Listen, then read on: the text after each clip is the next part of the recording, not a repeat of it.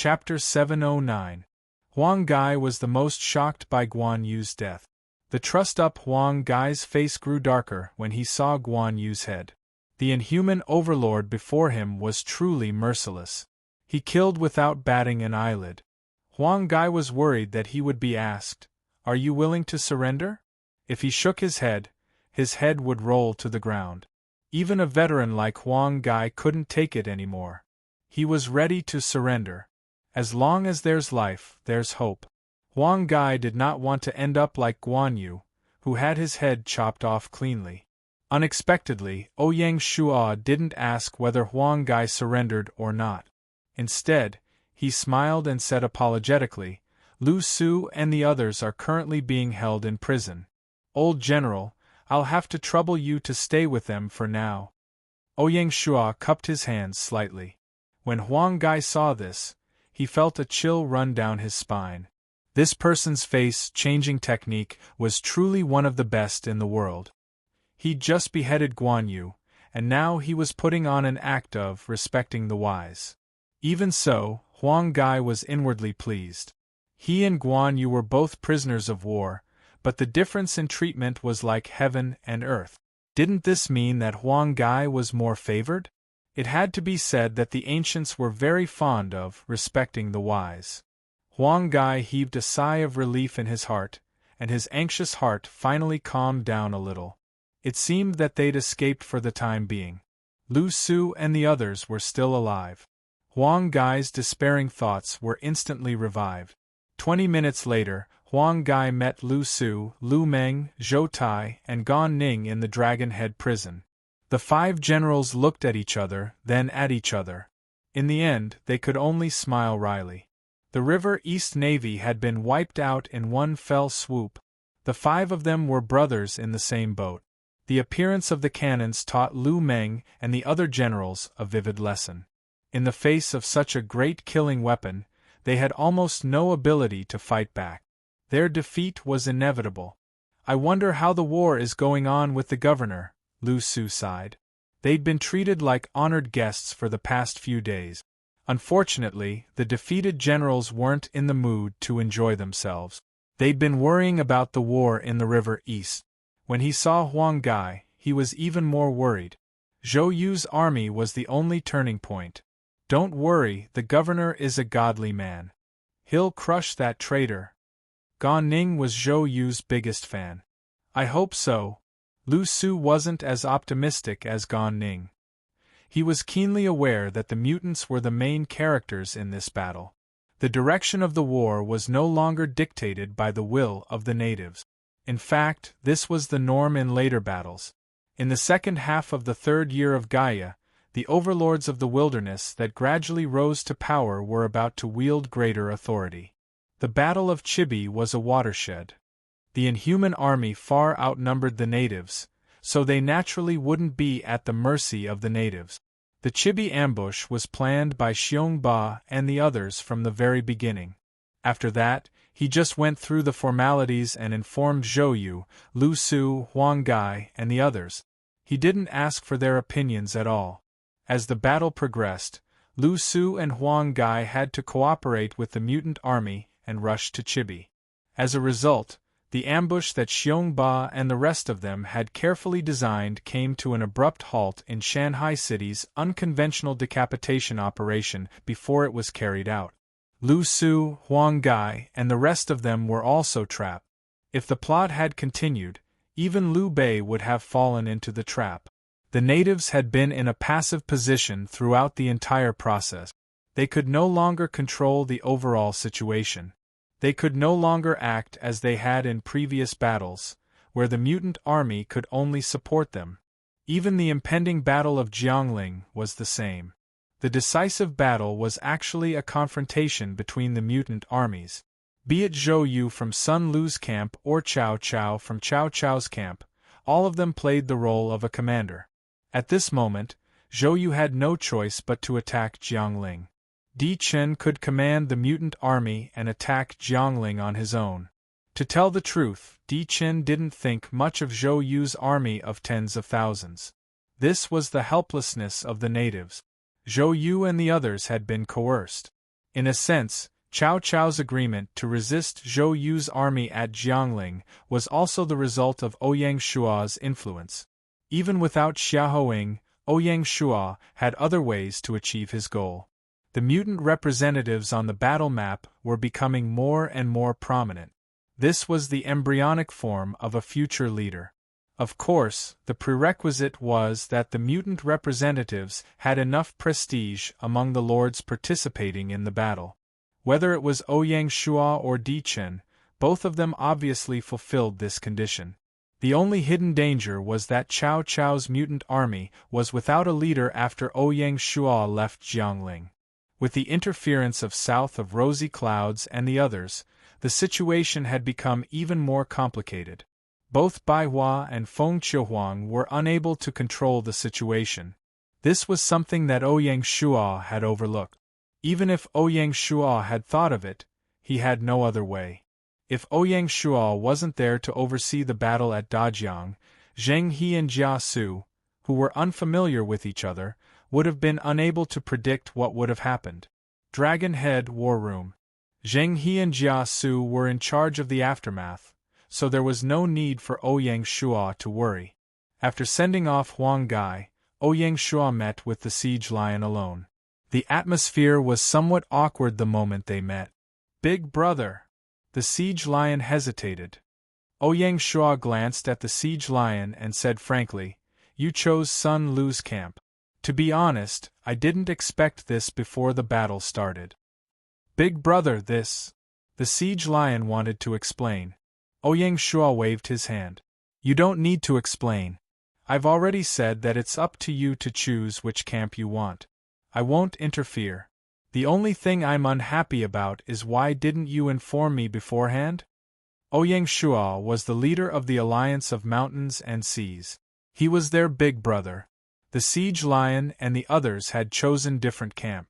They should have informed Ouyang Shua in advance so that he could be prepared. Otherwise, Ouyang Shua wouldn't have been caught off guard. When he was in Jiangling, Ouyang Shua could clearly feel that Feng Qiuhuang, Bai Hua, and the others were dissatisfied with the Sieging Lion and the Seeking Dragon Acupoint Master. This was what Ouyang Shua didn't want to see. The Siege Lion was clearly stunned. A trace of guilt flashed across his face. He sincerely apologized. "Big brother, I was wrong." His careless personality had once again caused trouble for the team. Ouyang Shua shook his head. It was as if he was answering the Siege Lion, but also as if he was talking to himself. "You're not the only one who was wrong. These few years, we've been walking further and further on the road of power.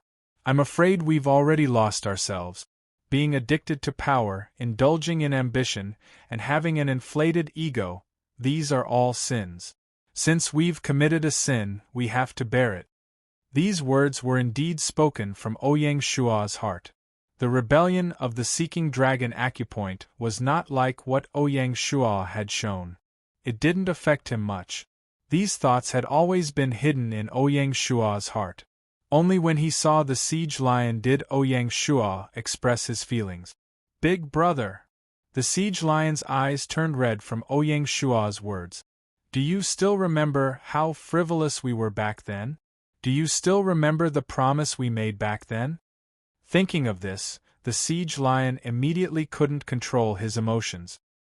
His eyes instantly became moist, and all the emotions he had accumulated burst out.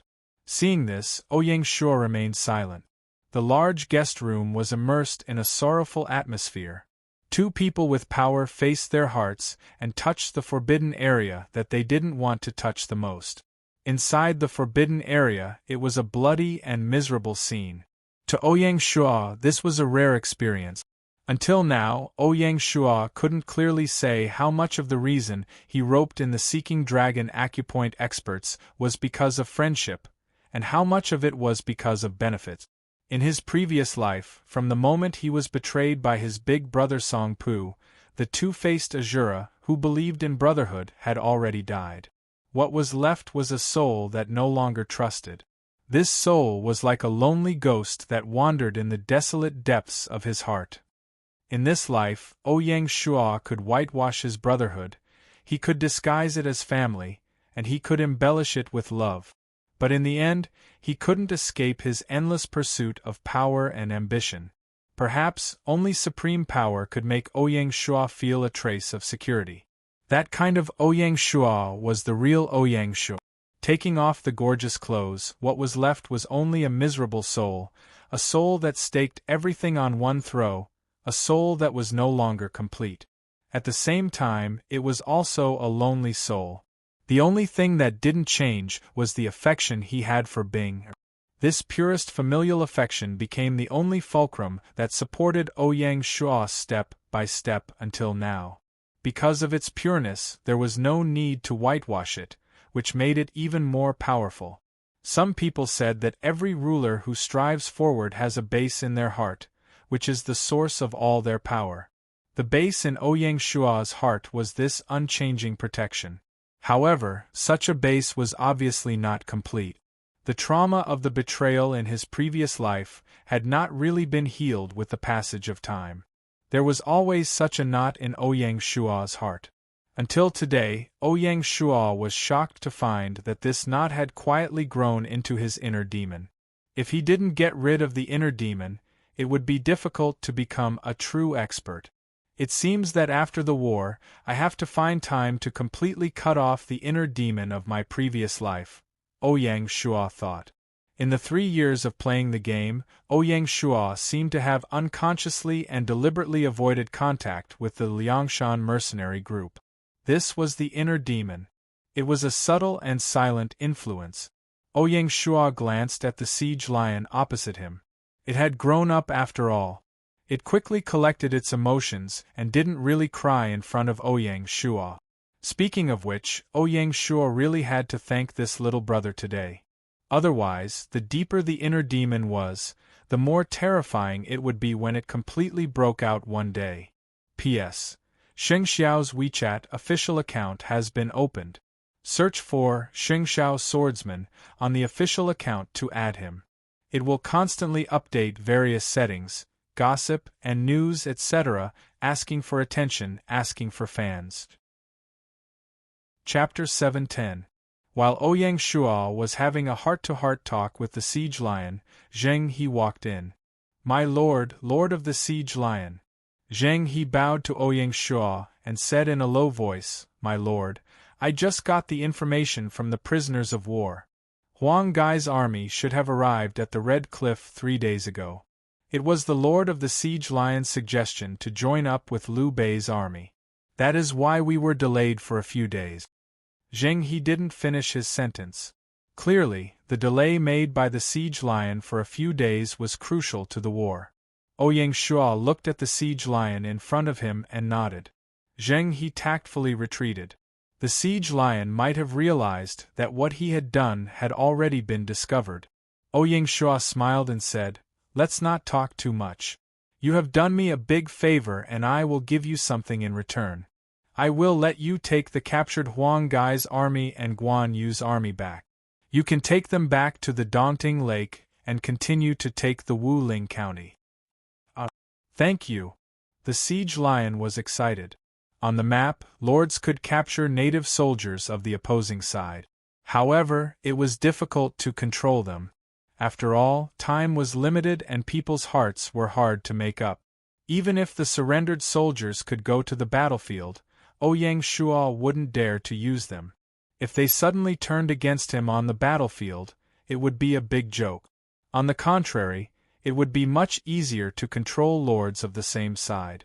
Thus, handing this surrendered army to the siege lions was equivalent to handing them a ready-made powerful army. Apart from that, there was another thing, side quest. On Sun Lu's side, Zhou Yu, Huang Gai and Liu Bei's armies all had a big side quest. The side quest for Huang Gai's army was to take the Wuling County.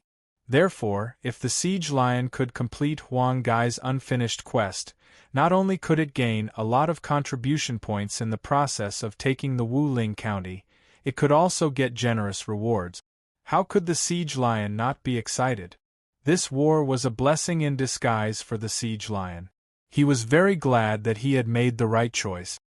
Apart from the army, I will give you some of the battleships left by Xiongba and the Wolf of Warriors. You can also use the cannons on the battleships, Ouyang Shua added with a smile. Thank you, brother. The siege lion didn't know what to say. Ouyang Shua smiled as he stood up and patted the siege lion's shoulder. What are you thanking me for? We're allies. The siege lion nodded its head vigorously, feeling a lot of emotions.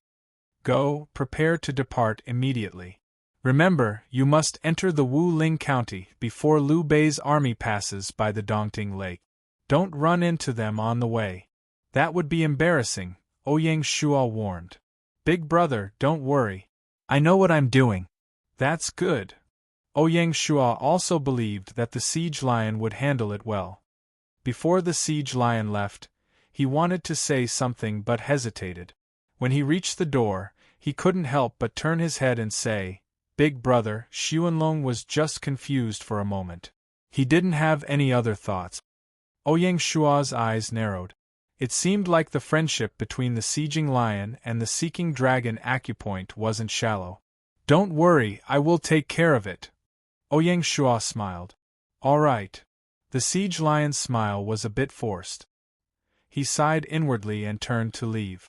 Looking at the back of the siege lion, Ouyang Shua also sighed with a complicated gaze. Through some methods, Ouyang Shua managed to temporarily appease the siege lion. Seeking dragons? Don't disappoint me. Ouyang Shua's eyes glowed. The spacious reception room was instantly filled with killing intent. That afternoon, the siege lion led his army and left. Along with the army was a Tao warship with Guan Yu's head. Apart from the siege lion, the other two Lord-level players in Huang Gai's camp had already been killed. They had completely withdrawn from this war. Therefore, no one knew about the details of the siege lion at the Red Cliff. After sending off the siege lion, Ouyang Shua once again summoned Zheng He and Jia Su to the war room for a meeting. After defeating Huang Gai's army, they had to think about how to deal with Liu Bei's army. Liu Bei's army had about 20,000 men.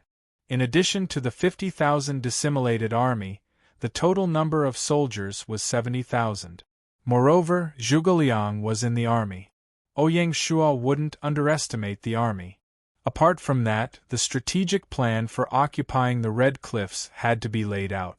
In view of this, Zhao Sihu, the commander of the 1st Division of the City Guards, was allowed to participate in this meeting. In the war room, as usual, Zheng He was the first to report the military situation. My lord, I have already investigated. The main transfer station for the rations being sent to the Dreamy Cloud Lake is located in Wulin. It is currently under our control. Good.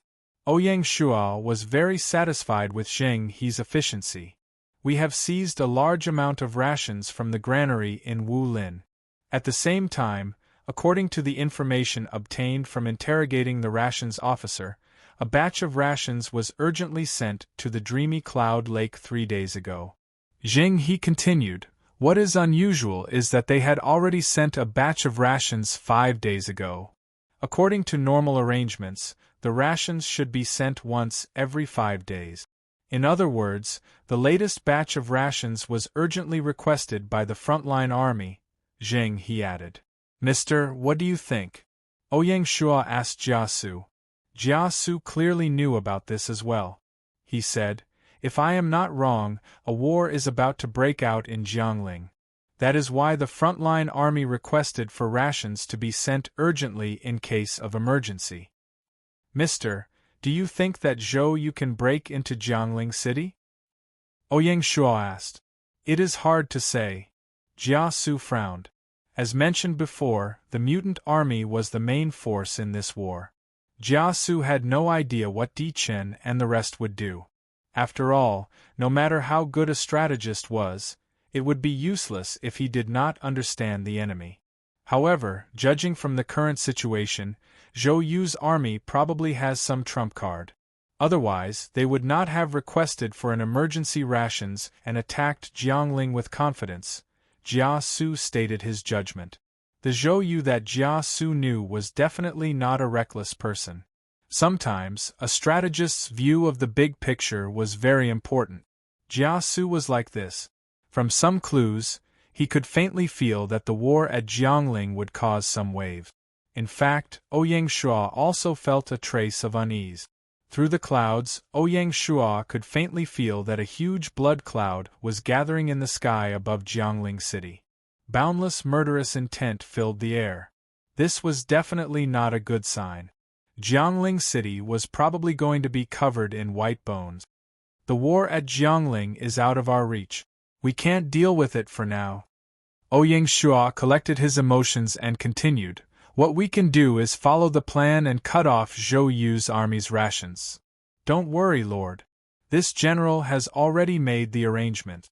Zheng He took over the conversation and said, "I was just about to report to Junshang that the navy that escaped from the Red Cliffs has already been killed by the navy camp that was sent out. This general has already ordered the navy camp to start patrolling the waters downstream of Red Cliff. They will destroy all the ships that are transporting rations and cut off the enemy's rations." "Well done." Ouyang Shua nodded. Zheng He was becoming more and more decisive. Ouyang Shua no longer needed to worry about the ordinary military affairs. "Zhao Sihu," Ouyang Shua called out. "This general is here." Zhao Sihu reflexively stood up and saluted, his expression excited. Along the way, the most sullen were the soldiers of the city guard army. Seeing their side win after win, as landlubbers, they could not do anything at all. How sullen! The soldiers were already clamoring to participate in the great battle. From the looks of it, the opportunity had finally come. Arrange for a cavalry brigade to set off immediately. Follow the enemy's rations transportation route from Dreamy Cloud Lake. You must intercept the previous batch of rations. The enemy's front line is short of rations. We will make sure that they do not receive a single grain." Ouyang Shua ordered. "Don't worry, Lord. I guarantee that I will complete the mission." Zhao Sihu patted his chest and promised. The current city guard army had long since been reborn. Their combat strength was extraordinary. Even their mounts were all Mongolian warhorses. It would be easy for them to catch up to the slow-moving rations transportation team. Ouyang Shua nodded, showing his trust in the city guard army's strength. Currently, this was all he could do for the Jiangling battlefield. "Does Mr. have a good plan to deal with Liu Bei's army?" After dealing with the rations, Ouyang Shua finally focused the military discussion on the upcoming war. Among everyone present, Jia Su was the one who understood Liu Bei's organization the most. Jia Su did not decline modestly. He nodded and said, "Liu Bei's army is more than 70,000. After occupying Changsha Prefecture, his military strength will probably increase again. If Liu Bei's army turns out in full force, it will definitely not be less than 80,000. After a pause, Jia Su continued, "Based on my understanding of Liu Bei, after seeing Guan Yu's head, I can almost conclude that Liu Bei will fight with all his strength to avenge Guan Yu." Thinking of the fact that the expeditionary army of Shanghai City this time was only 40,000, which was only half of the enemy's, the expressions of the generals present were no longer relaxed. Instead, they became solemn. Liu Bei's army has both land and water. Moreover, it is mainly land. His army has top-notch generals and top-notch strategists. Therefore, they will not act impulsively. We can conclude that they will not rashly enter the Red Cliffs and fall into our ambush. Jia Su continued his analysis. The biggest possibility is that they will advance by land and water. Their main force will launch a fierce attack from the land. "You mean, they will attack the Red Cliffs?" Zheng He asked. The Red Cliffs and the Wulin are both possible. When Zhuge Liang used troops, he liked to use stratagems. The only thing that can be concluded is that before they reach the Red Cliffs, they will probably transport the army and supplies by warship. Then, they will land at a suitable location. After that, they will launch a long-distance attack and directly attack the vital points of our army. Jia Su had a clear view of the situation. This war could actually be seen as a confrontation between Jia Su and Zhuge Liang, these two top-notch strategists. Whoever was more calculative would be able to seize the initiative. It was no wonder that Jia Su showed a hint of excitement. Chapter 7:11. Sir, you mean to say that it is best to strike before the enemy disembarks? Ouyang Shua hesitated. That is what I mean. Jia Su nodded. However, there are countless landing points along the Yangtze River. It will be extremely difficult to accurately grasp the landing point of Liu Bei's army. Then what do you think? Ouyang Shua asked. Jia Su smiled confidently and finally revealed his plan. Ouyang Shua and the others' eyes lit up and they praised some of the details. It had to be said that Jia Su was a genius. He had only been in the fleet for a short period of time, yet he was able to utilize the fleet's advantages to the extreme.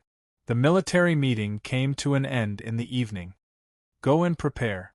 Everything will proceed according to plan, Ouyang Shua said. Yes. Zheng He and the others took their leave. The fleet, which had just rested for a day, once again entered a state of war. That night, the 2nd Battalion of the fleet left the Red Cliffs and disappeared into the night. Even Ouyang Shua himself disappeared from the Red Cliff. In the following week, the army was preparing for the upcoming war. Linxiang City, Castellan Mansion. After occupying Changsha Commandery, Liu Bei made Linxiang his stronghold. Liu Bei, who had been a vagabond for most of his life, could not hide the excitement in his heart after finally conquering a territory that belonged to him. Unfortunately, the beautiful days did not last for more than a week before Liu Bei faced his darkest day. On this day, his second brother, Guan Yu, went to the Red Cliffs and brought back a bloody head. I will not let you go. Liu Bei's eyes were bloodshot and murderous. Liu Bei's hysterical roar shook the entire Castellan mansion. In less than an hour, Guan Yu's death shocked the entire Linxiang city. Everyone was excited. Liu Bei immediately summoned Zhuge Liang and the others to discuss the expedition to the Red Cliff. In the main hall of the Castellan mansion, Zhuge Liang, Zhang Fei, Zhao Yun, and the mutants' representative, Lord Chunshin, were all present. Zhuge Liang frowned from the moment he entered. Seeing the murderous intent of his lord, who was sitting at the head of the table, Zhuge Liang forcefully swallowed his suggestion to not send troops. Before Huang Gai's army set off, Zhuge Liang suggested to immediately send troops but was rejected by Liu Bei. Now that the Red Cliffs had fallen, Zhuge Liang was more inclined to not send troops.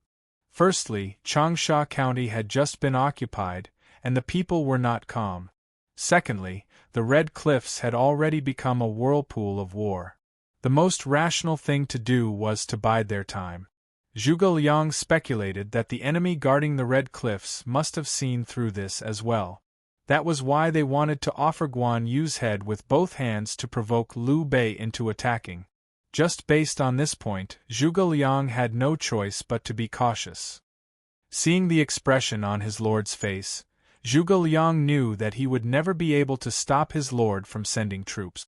As a strategist and military advisor, Zhuge Liang needed to consider how to win this war. Otherwise, if they were to lose this battle, it would be wishful thinking for Liu Bei's clique to compete for the world. Zhang Fei's expression was almost the same as Liu Bei's. There was nothing much to say. General Zhao Yun was also indignant, but his emotions were not as intense as Zhang Fei's. Lord Chunshin also had a strange expression on his face. Guan Yu was killed, and the Red Cliffs had fallen. It was obvious what would happen to Xiong Ba and Zhan Lang. Lord Chuanshin's current mood was undoubtedly complicated. On one hand, he was secretly gloating over Xiong Ba and Zhan Lang's early elimination. On the other hand, he was worried about the overall plan of the Yan-Huang alliance. Especially when Lord Chunshin had just made some progress in subduing Zhao Yun when such a thing happened. What the F***ck? Lord Chunshin gnashed his teeth. At this moment Liu Bei spoke. How can a strange man say that he has no clothes? He is extremely savage and inhumane. He brutally killed our generals and is guilty of 1,000 crimes. I want to mobilize 80,000 generals to attack him. Military advisor, tell me your plan. At the beginning, Liu Bei named Zhuge Liang. Hearing this, Zhuge Liang frowned and tactfully said, My lord, Changsha County has just been pacified and the people's hearts are not stable. Would it be more appropriate to consider leaving 20,000 soldiers to hold the fort? No. Liu Bei decisively shook his head. If we can take Changsha County once, we can take it a second time. Right now, exterminating the Red Cliffs bandits is the right thing to do. We cannot divide our forces. Liu Bei was not stupid. He did not think that the enemy who had eliminated Lu Su's army, Huang Gai's army and Guan Yu's army would be a pushover. Therefore, since they were going to attack, they had to stake everything and leave no leeway. This expedition was firstly to avenge Guan Yu. Secondly, it also contained Liu Bei's ambition. In Liu Bei's view, Huang Gai's army had been annihilated and Wuling County was a piece of juicy meat in his hands. Once the Red Cliffs army was defeated, the entire Jingzhou would probably be in his pocket. Liu Bei's thoughts were not known to outsiders. Most ambitious and ruthless people were like this. Their thoughts were hard to fathom, and they were not very pure. Hearing this, Zhuge Liang sighed inwardly. Adjusting his train of thought, he continued, The enemy is powerful and has an absolute advantage on the water route. They also occupy a strategic location like the Red Cliff. The only way is to attack by land. Military advisor is right. Lord Chunshin suddenly interrupted and sternly said, It is not that I want to boost other people's morale and diminish my own. In today's world, only the mutant army previously stationed at the Red Cliffs can confront the enemy fleet head-on. Unfortunately, this fleet has already been destroyed. Therefore, we cannot attack the Red Cliffs by water. Lord Chunshin hastily interrupted because he was worried that the red-eyed Liu Bei would drag the mutant army into a dead end. In that case, military advisor, do you have any specific plans? Liu Bei asked. Sometimes, one could not help but admire Liu Bei. Even under such extreme anger, he was still able to maintain his rationality. This kind of forbearance and self-discipline was very frightening. It was no wonder that Cao Cao, Liu Biao, Sun Quan and the other big shots were so afraid of Liu Bei. My lord, please take a look. Zhuge Liang came before the map and pointed to a waterway about 100 li away from the Red Cliff. He introduced, This place is called Scholar Creek Town. It is an excellent landing point. When the main army reaches this place, the navy will continue to advance with great fanfare after disguising themselves. They will do their best to attract the enemy's attention. The real main force will take this opportunity to land. Then, they will march through the night and reach the Red Cliffs before the navy reaches the Red Cliff. This will catch the enemy unprepared. This way, the Red Cliffs can be broken in one battle. Military advisor is indeed formidable. Please give the order. Liu Bei smiled in satisfaction. Seeing Zhuge Liang being so cooperative, he felt reassured and delegated the authority to mobilize the army to Zhuge Liang. Zhuge Liang did not pass on this responsibility and immediately began to lay out the specific battle plan. The next day, Liu Bei's army set off from Linxiang and headed straight for the Red Cliff. 2 days before Liu Bei's army set off, the army led by the siege lion once again arrived at Linyuan City. Thus, the second phase of the Battle of the Red Cliffs began. Chapter 7:12. The torrential waters of the Yangtze River flowed day and night. Liu Bei's army sailed down the river. When they passed by the mouth of the Han River, Zhuge Liang suggested arranging for scouting warships to scout upstream of the Han River to prevent the enemy from setting up an ambush there. Liu Bei nodded in agreement. However, the scouting warships were only given half a day's time. In the end, they found nothing. Thus, the army continued to sail down the river, preparing to dock at Scholar Creek Town. Just as Liu Bei's army passed by the mouth of the Yangtze River, a huge beast quietly poked its green head out from a hidden corner of the river. Then, with a roll, it disappeared into the river.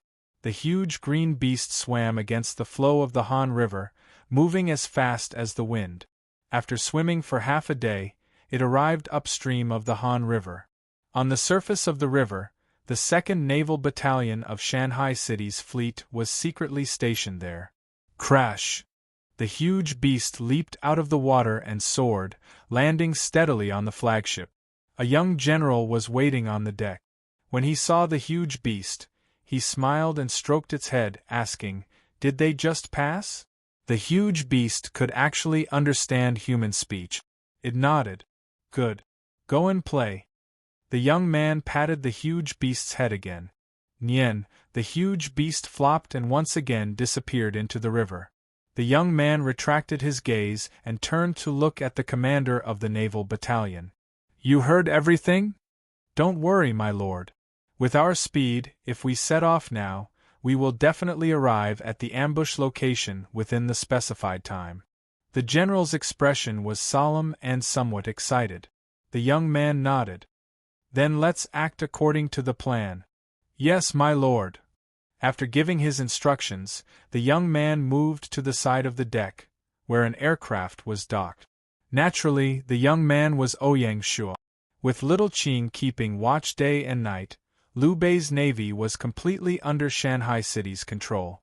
Jia Su's entire ambush plan required him to calculate the exact time. Firstly, he needed to know the exact time when Liu Bei's army would pass through the mouth of the Yangtze River.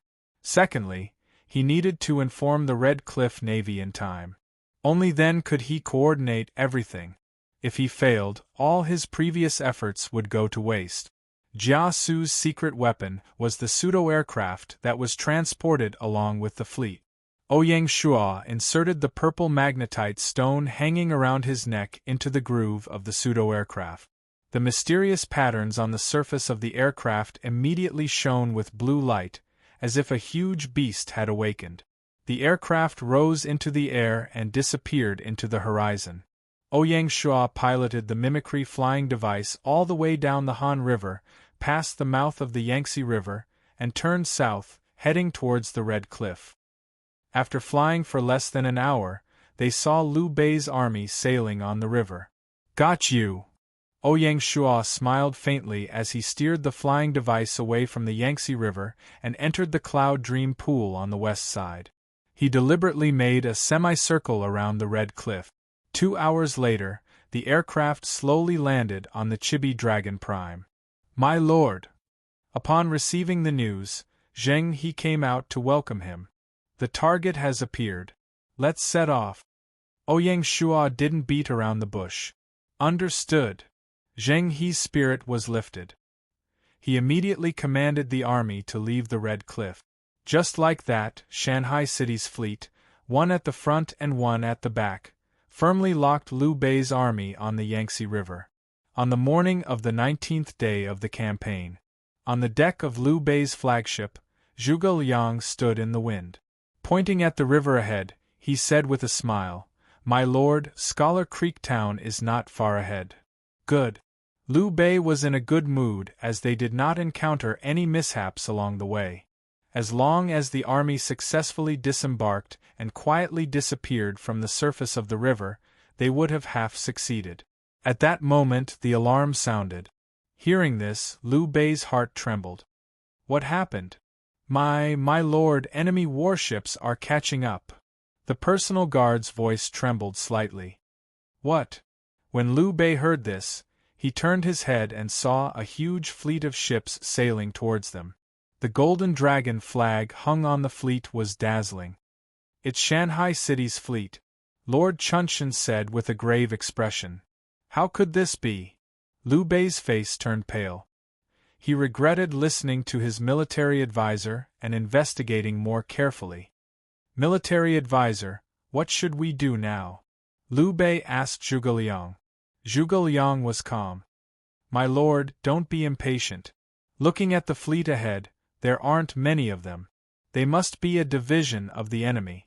Right now, the best thing to do is to arrange for the Navy to hold back the enemy while increasing our speed to reach Scholar Creek Town as soon as possible and find an opportunity to disembark. We have no chance of winning if we fight on the river. Military advisor is right. Liu Bei calmed down slightly. Liu Bei did not have much hope for the Navy. Hearing Zhuge Liang's words, he immediately ordered the Navy to separate from the main force and be in charge of sniping the enemy. The main force was to rush to Scholar Creek Town at full speed. Once they reached Scholar Creek Town, they would be invincible with their army. Just you wait. Liu Bei's hatred did not diminish. At the juncture of life and death, Liu Bei's army sped up like an arrow. At the same time, the Navy separated from the main force and prepared to intercept the Shanghai City Fleet on the river.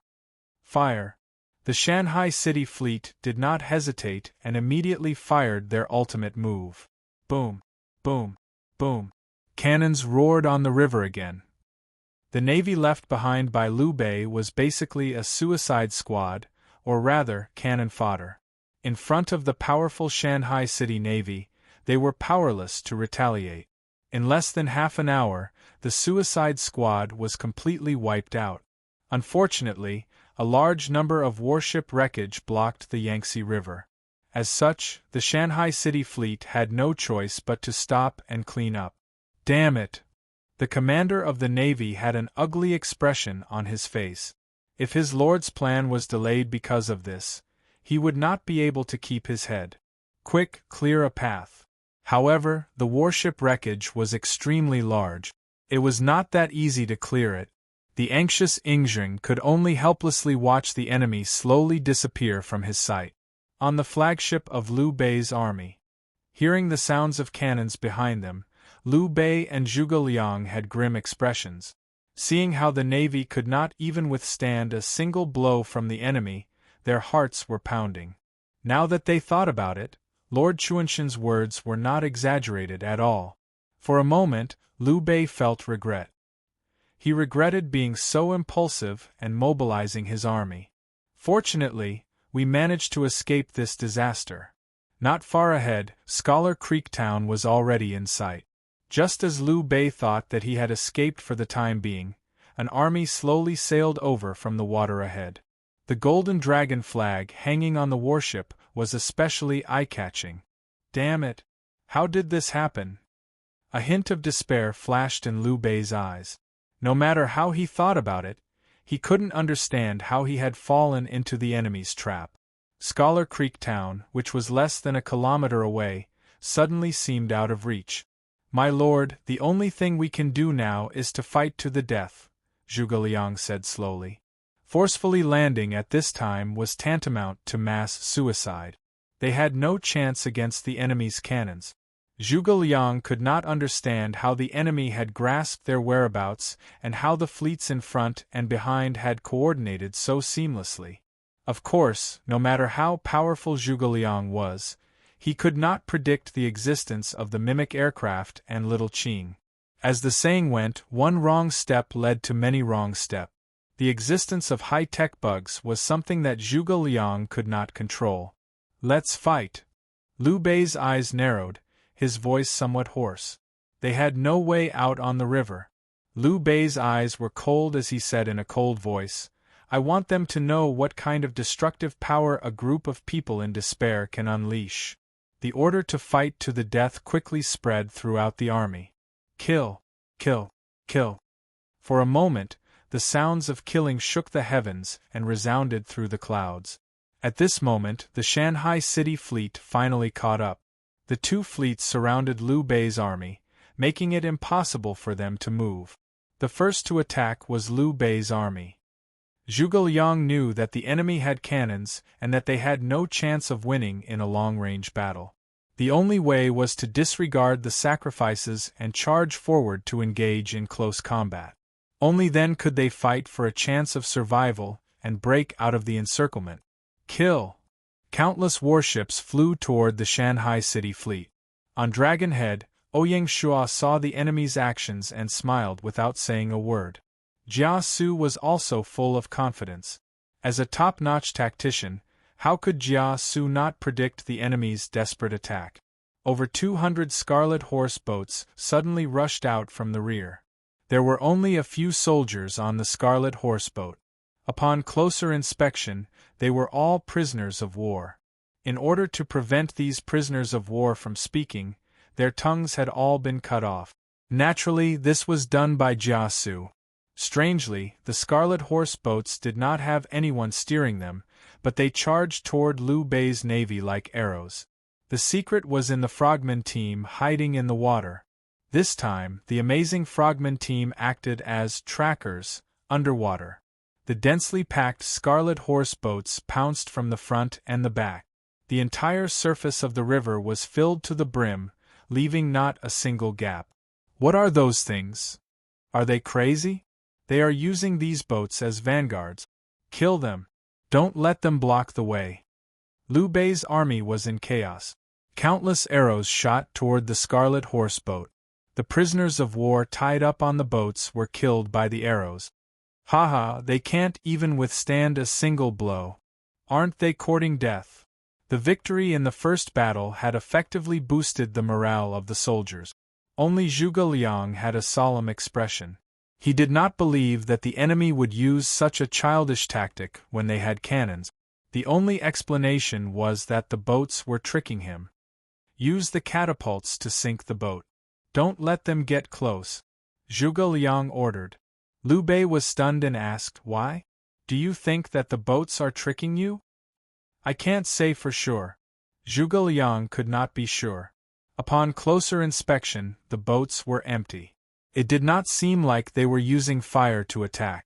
While Zhuge Liang was puzzled, one after another fire arrows were launched from the fleet of Shanghai City, accurately hitting the Scarlet Horse boats that were still moving forward at high speed. Whoosh! In an instant, over 100 Scarlet Horse boats were set ablaze. Chapter 7:13. More than 100 Scarlet Horse boats doused with fierce flaming oil were connected to each other on the surface of the river, forming two flaming dragons. They flew across the vast surface of the river towards Liu Bei's army with an unstoppable force. Liu Bei and the others were sweating profusely. Everyone on the boats has clearly been shot to death. How can they continue to advance? Zhuge Liang was puzzled. There was no strong wind blowing on the surface of the river. The enemy's unfathomable methods left even Zhuge Liang, who prided himself on his intelligence, helpless. He could only watch as the flaming boats rapidly approached and crashed into their warship. As the warships collided, the flames spread for several li. Like a massive flaming dragon, the Scarlet Horse boats coiled up and devoured Liu Bei's army. The surface of the river instantly turned into a massive pot of oil. Liu Bei's army of tens of thousands were like vegetables in the pot. The situation had reached a critical point. We cannot hesitate anymore. Zhuge Liang clenched his teeth. Zilong, arrange for the boats to escort our lord ashore. Understood. The white-robed, silver-armored Zhao Zilong was courageous. Charging into the sea of flames was not an issue for him. Advisor, let's go together. Liu Bei did not want to leave Zhuge Liang behind. With Zhuge Liang around, Liu Bei still had a chance to rise again. Without Zhuge Liang, everything would be over. That's right, advisor. Let's go together. Among the generals in Liu Bei's faction, Zhao Yun admired Zhuge Liang the most. Sigh. Zhuge Liang sighed and nodded bitterly. Zhuge Liang was not someone who feared death. However, he did not want to die in such a cowardly manner on the Yangtze River. Zhang Fei volunteered to stay behind to cover Liu Bei and the others' retreat. Third brother. Liu Bei's eyes glistened with tears. Take care. Big brother, you go first. I'll catch up soon. Zhang Fei grinned with a cheerful expression. Before the flames reached the main army, the flagship released countless boats and brought Liu Bei and the others to the west bank of the Yangtze River. In just a short while, the flames grew stronger. Tens of thousands of soldiers were buried in the sea of flames, screaming miserably. Hearing that, Liu Bei burst into tears. I am useless, Liu Bei cried bitterly. On Dragon Head, Jia Su looked at the raging flames on the surface of the river with a complicated expression. 1 month ago, the fire that the allied armies of Sun Wukong and Liu Bei inflicted upon Cao Cao's army at the Red Cliffs was finally inflicted upon Liu Bei's army. An eye for an eye. If the Lord knew about this, he would probably laugh out loud, Jia Su thought. Jia Su pointed to the middle of the enemy army and said, Martial Governor, Liu Bei is about to escape. Don't worry, Mr. Zheng He smiled and waved the flag. At the same time, dozens of Taowu battleships anchored to the shore. Hundreds of specially made, long planks were lowered and successfully reached the other side of the shore. Under the leadership of Zhao Sihu, the 1st Division of the City Guard Army, who had long been ready, stepped on the treads and quickly landed, ready to chase after the enemy. At the same time, the cannons of the battleships on both sides rang out, dealing more damage to the enemy. From the looks of it, Zheng He was going to kill them all without leaving them any leeway. Before the start of the battle, Jun Shang had already said that in this battle, the treacherous enemy was the top priority. If he could capture the enemy's generals, he would do his best to capture them. If he couldn't capture them, he would kill them. He would never let the tiger return to the mountains. Zheng He's actions were to carry out the emperor's orders. In Liu Bei's army, seeing that the enemy was about to intercept and kill their lord on the shore, Zhang Fei and the other generals, who were in charge of protecting Liu Bei, grew anxious. Charge! Zhang Fei shouted at the top of his lungs, ordering the burning battleships to charge forward. Even if I die, I have to drag someone down with me. Zhang Fei was filled with killing intent. More importantly, he wanted to foil the enemy's landing plan and cover his elder brother's retreat. Dozens of burning battleships launched a counterattack against Shanghai City's fleet. However, their battleships were already on fire. None of their sails could be used, and they were burned full of holes. The only thing that could be used was the oars, which were also heavily damaged by the cannons. Less than 30% of the usable oars remained. The sailors in charge of rowing the oars also suffered heavy losses. Therefore, Zhang Fei could do nothing but worry, but the battleships advanced at a snail's pace. Some of the battleships were even unable to move. They paused pitifully on the surface of the river, waiting for their fate of destruction.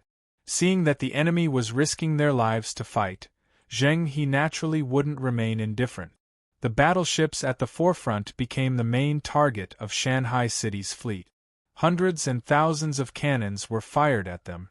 Coupled with waves of arrows, the leading battleship was stranded before it could even reach the center of the waterway, unable to move. The battleships that followed behind faced the same fate. Even if 1 or 2 battleships occasionally rushed to the front of Shanghai City's fleet, they were unable to advance even half a step. The frogmen who were lurking in the water were not to be trifled with. The battleships were already damaged to begin with, so they continued to fire at them. Inevitably, some frogmen were accidentally injured by the cannons and lost their lives at the bottom of the river. This was how cruel war was. Even if Shanghai City had the upper hand and held the initiative in the war, they had no choice but to make sacrifices in order to maximize their victory. There were very few flaming ships that could truly cause an impact on Shanghai City's fleet. At this moment, a missile accurately hit Zhang Fei's flagship. Looking at its trajectory, it was actually aimed at the area where Zhang Fei was. "General!" the soldiers cried out in alarm.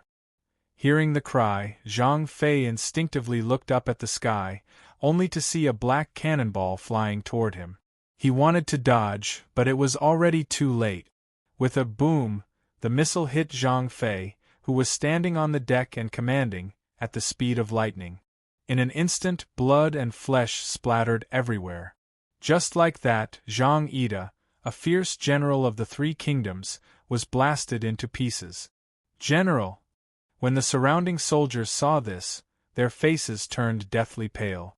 This was especially so for Zhang Fei's guards. According to the rules of the army, if the general died, the guards would be buried with him, regardless of whether they survived the battle or not. Hearing the cry of alarm behind him, Liu Bei, who had already boarded the small boat, turned around. He happened to see the scene of Zhang Fei being blasted away, and his eyes instantly turned bloodshot. "Third brother!"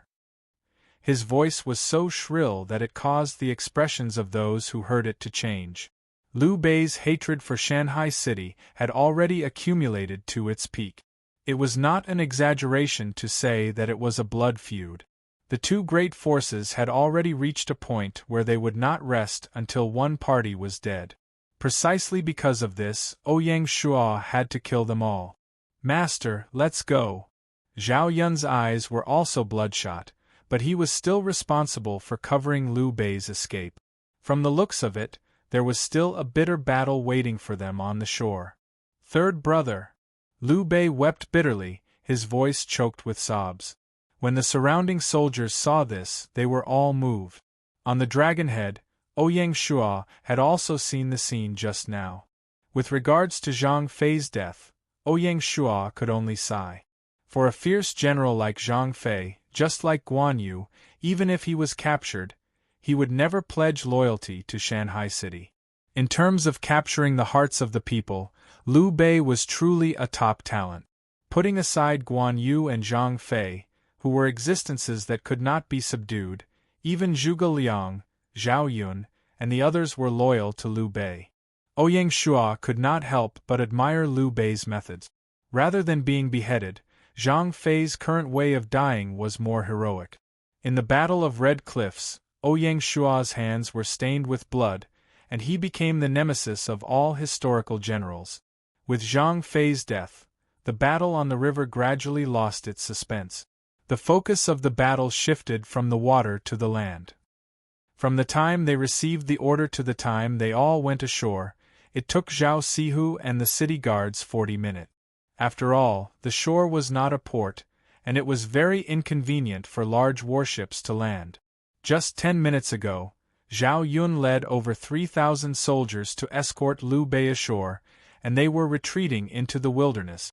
Chase! Zhao Sihu revealed a ferocious smile and led his troops in pursuit. As they had all retreated from the ships at the last moment, neither Liu Bei's army nor the city guards had warhorses. They could only walk. Now it was time to see who could walk faster. Zhao Sihu was confident because he had a secret weapon bestowed upon him by his lordship. What about Liu Bei? He could not be underestimated. The ones escorting Liu Bei's retreat were the most elite troops under Liu Bei's command. They were also Liu Bei's imperial guards, known as the White Nightmare Soldiers. Even in history, the White Nightmare Soldiers had always been an outstanding elite troop. In the history of the Three Kingdoms, the White Nightmare Soldiers were even more famous, and they were on par with Cao Cao's Tiger Leopard Cavalry. The commander of the White Nightmare Soldiers was not Zhao Yun, but the unknown Chen Ji. Chen Ji was from Runan, and he became Liu Bei's subordinate when he was in Yuzhou. He could be considered a veteran general. He had followed Liu Bei throughout his life, and his reputation was second only to Zhao Yun. The two generals were known for their loyalty and bravery. The records of the Three Kingdoms stated, "Conquering the South, conquering the West, controlling the times, fierce generals." The phrase, "controlling the times, fierce generals," referred to the selection of the White Nightmare Soldiers. Each and every one of them was a fierce general. The conquering the South referred to the conquering the South general, Zhao Yun, while the conquering the West referred to the conquering the West general, Chen Ji. The two generals could be said to be equally matched. In history, during the Battle of Yiling, the Shu army retreated in defeat. Chen Ji and Fu Tong were responsible for bringing up the rear. Fu Tong died in battle, and Chen Ji vowed to avenge his comrades. He led 700 White Nightmare Soldiers to a place called Ape's Arm Horn, 100 li away from White Emperor City. Each soldier was equipped with a spear and a padao. At that time, Zhu Ji's eldest son, Zhu Kai, was the vanguard of the Wu army. The central army, Quan Zong, Li Yi Zhu Heng, Zhu Ran and the others were at the rear, leading 10,000 Wu soldiers. The vanguard and the central army were all cavalry, and they vowed to capture Liu Bei alive. With just these 700 white nightmare soldiers and 700 spears, Chen Ji was able to block the attack of nearly 10,000 Wu soldiers.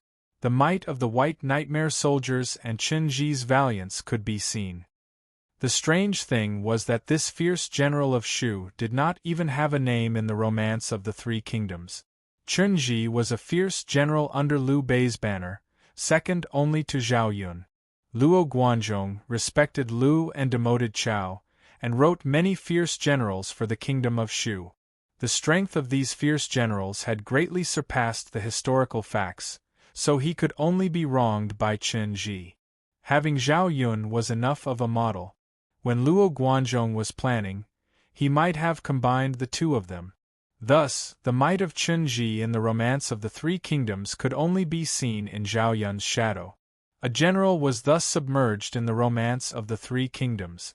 Thus, in this battle, even if Zhao Sihu had the advantage in numbers, it would not be easy. Chapter 714. In Liu Bei's army, the most tormented were Lord Chunshan and the other mutant lords. Zhao Yun and Chen Ji were protecting Liu Bei and Zhuge Liang as they retreated. They could not be bothered to care about the mutants. In addition, the mutant army was a huge target. It was impossible to retreat smoothly. On the battle map, to Lord Chunshan and the other lords, the army was everything. There was no point in abandoning their army and escaping alone. Even if they could gain some benefits from Liu Bei, it would not be enough to make up for the loss of their army. Rather than that, it was better to cut their losses. Lord Chunshan gritted his teeth as the fire grew fiercer. In the end, he could only reluctantly cut his own throat and leave the map. If this dragged on, Lord Chuanshan's army would suffer heavy losses. Lord Chuanshan's efforts in the Battle of Red Cliffs had been in vain. The contribution points gained by the Rising Sun City Army in Changsha County were not even enough to revive the fallen soldiers. If I had known, I would not have come out to join in the fun. Lord Chunshan sighed. He could only blame Zhuge Liang and Zhao Yun for being too tempting. Fortunately, Lord Chunshan was a super tycoon and had no shortage of substitute dolls. Otherwise, with so many rebirths, Lord Chuanshan's individual combat power would be too weak. As the lords of Liu Bei's camp committed suicide, the mutant army transformed into rays of white light and disappeared from the map. Liu Bei's army became empty, with less than 10,000 soldiers remaining. However, the fire did not abate. Warships sank to the bottom of the river amidst the flames. It was a wretched sight. It was only a matter of time before Liu Bei's army was completely annihilated. The focus of the battlefield had completely shifted to the pursuit on the shore.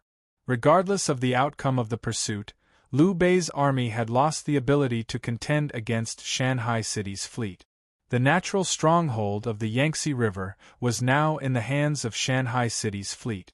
After a month, Cao Cao's camp had once again regained control of the river and could attack the hinterland of River East at any time. The strategic goal of the expedition of the ocean-going fleet had been achieved. The fleet's next move would depend on the outcome of the battle at River Tomb. If River Tomb won, the campaign would be over.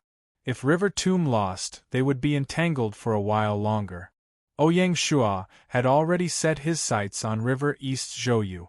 In this campaign, Ouyang Shua did not come for contribution points, but to subdue Jia Su and Zhouyu. After this period of hard work, Jia Su no longer had any problems. Zhouyu, whom Ouyang Shua cared about the most, had yet to even see his face. Apart from his own abilities, Zhouyu was also the key to Ouyang Shua's success in subduing Lu Meng, Gan Ning, and the other naval generals. In this way, how could Ouyang Shua not be concerned about the situation in Jiangling? Before leaving River Tomb, Ouyang Shua had left a Taowu battleship parked on the river outside River Tomb City. His goal was to send the report of the battle to Ouyang Shua at the first possible moment. Calculating the time, the Battle of Jiangling should have come to an end. However, Ouyang Shua had yet to see that Taurus warship. On the contribution ranking, Di Chen, Bai Hua, and the others' contribution points had all changed.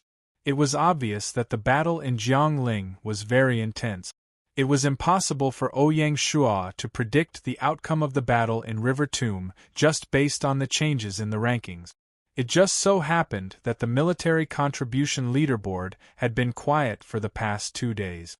Obviously, the Battle of Jiangling had either entered a stalemate or there was a result. I hope nothing bad will happen.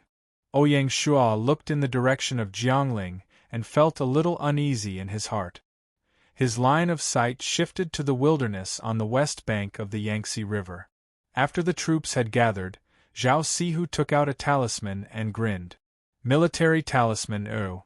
After use, the troop's speed will be increased by 50% for 2 hours.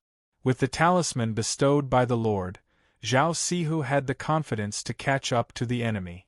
Zhao Sihu did not hesitate and immediately tore the talisman apart. It turned into a white light that enveloped every soldier of the City Guard Division. Immediately, the soldiers sped up as if they had been injected with chicken blood. Even so, it was not easy to catch up to the Taowu elite troop. Firstly, the basic speed of the Taowu elite troops was faster than the City Guard Division. Secondly, the army had the support of Zhao Yun, Chen Di, and Zhuge Liang. In contrast, Zhao Sihu's general's blessing was somewhat lacking. Therefore, even with the support of the military talisman, the City Guard Division chased for a full hour before they could vaguely see Liu Bei's army in front of them. Chen Di and Zhao Yun, the 2 valiant generals, were very experienced. They constantly changed their direction as they retreated. Along the way, they even deliberately left behind misleading information, causing Zhao Sihu to suffer. Fortunately, they finally caught up to them. Zhao Sihu looked at the enemy in front of him and bared his teeth. Let's see where you can run to. On the other side, Chen Di and the others also realized that they had been caught up. My lord, leave first. I will deal with them.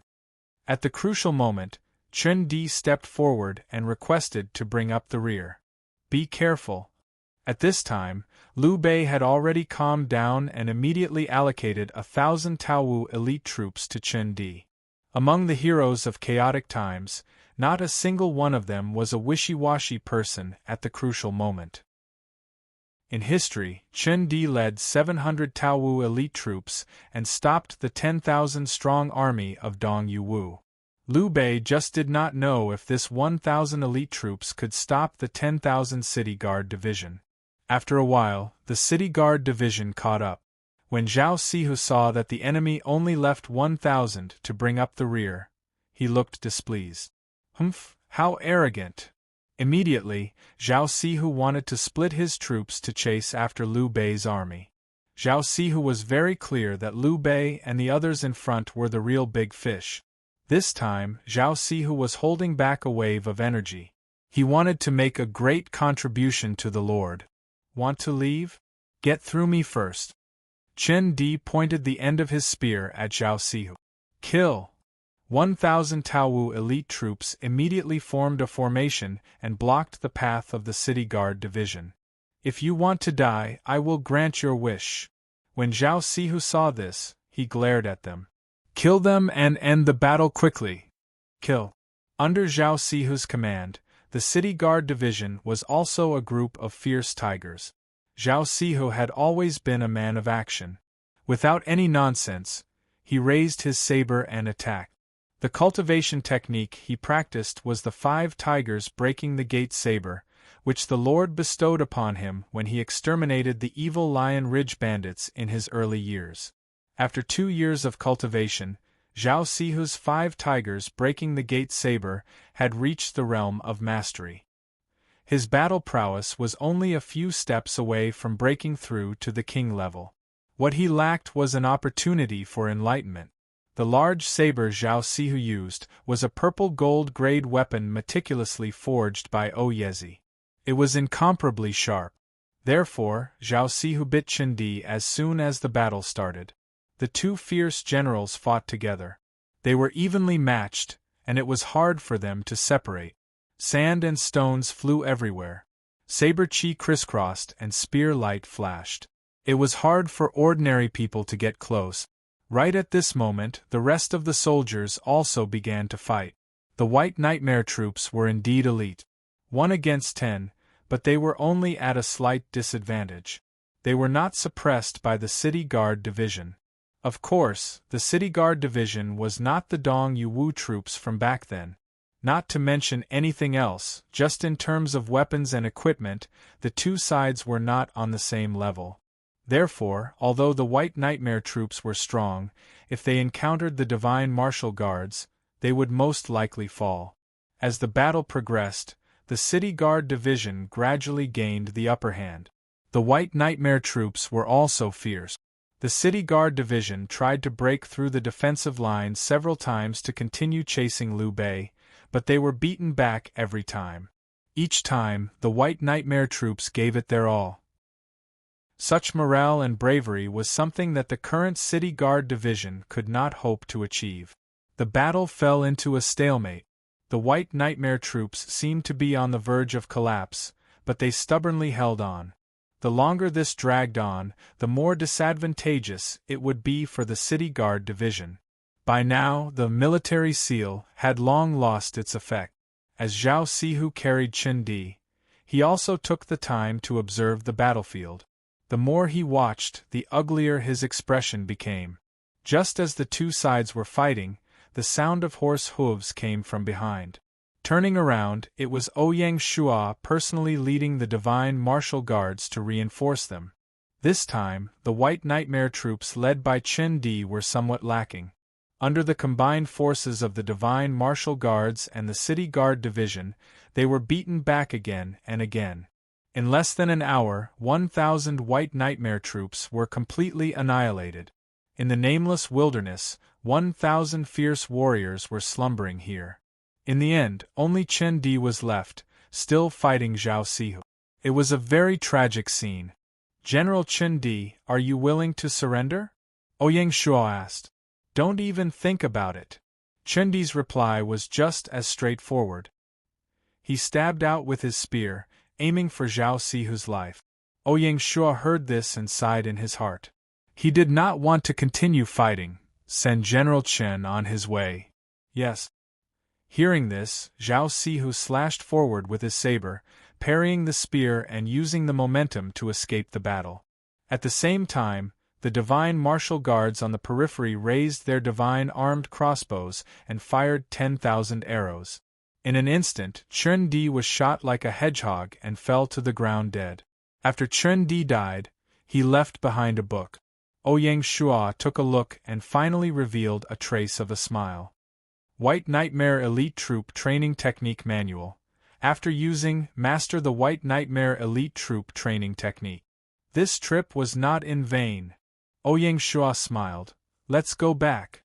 After such a long time, Liu Bei had long escaped without a trace. It was impossible to find him. As expected of a cockroach, he is really lucky. Ouyang Shua sighed in his heart. Fortunately, after this battle, he had lost a few of Liu Bei's arms.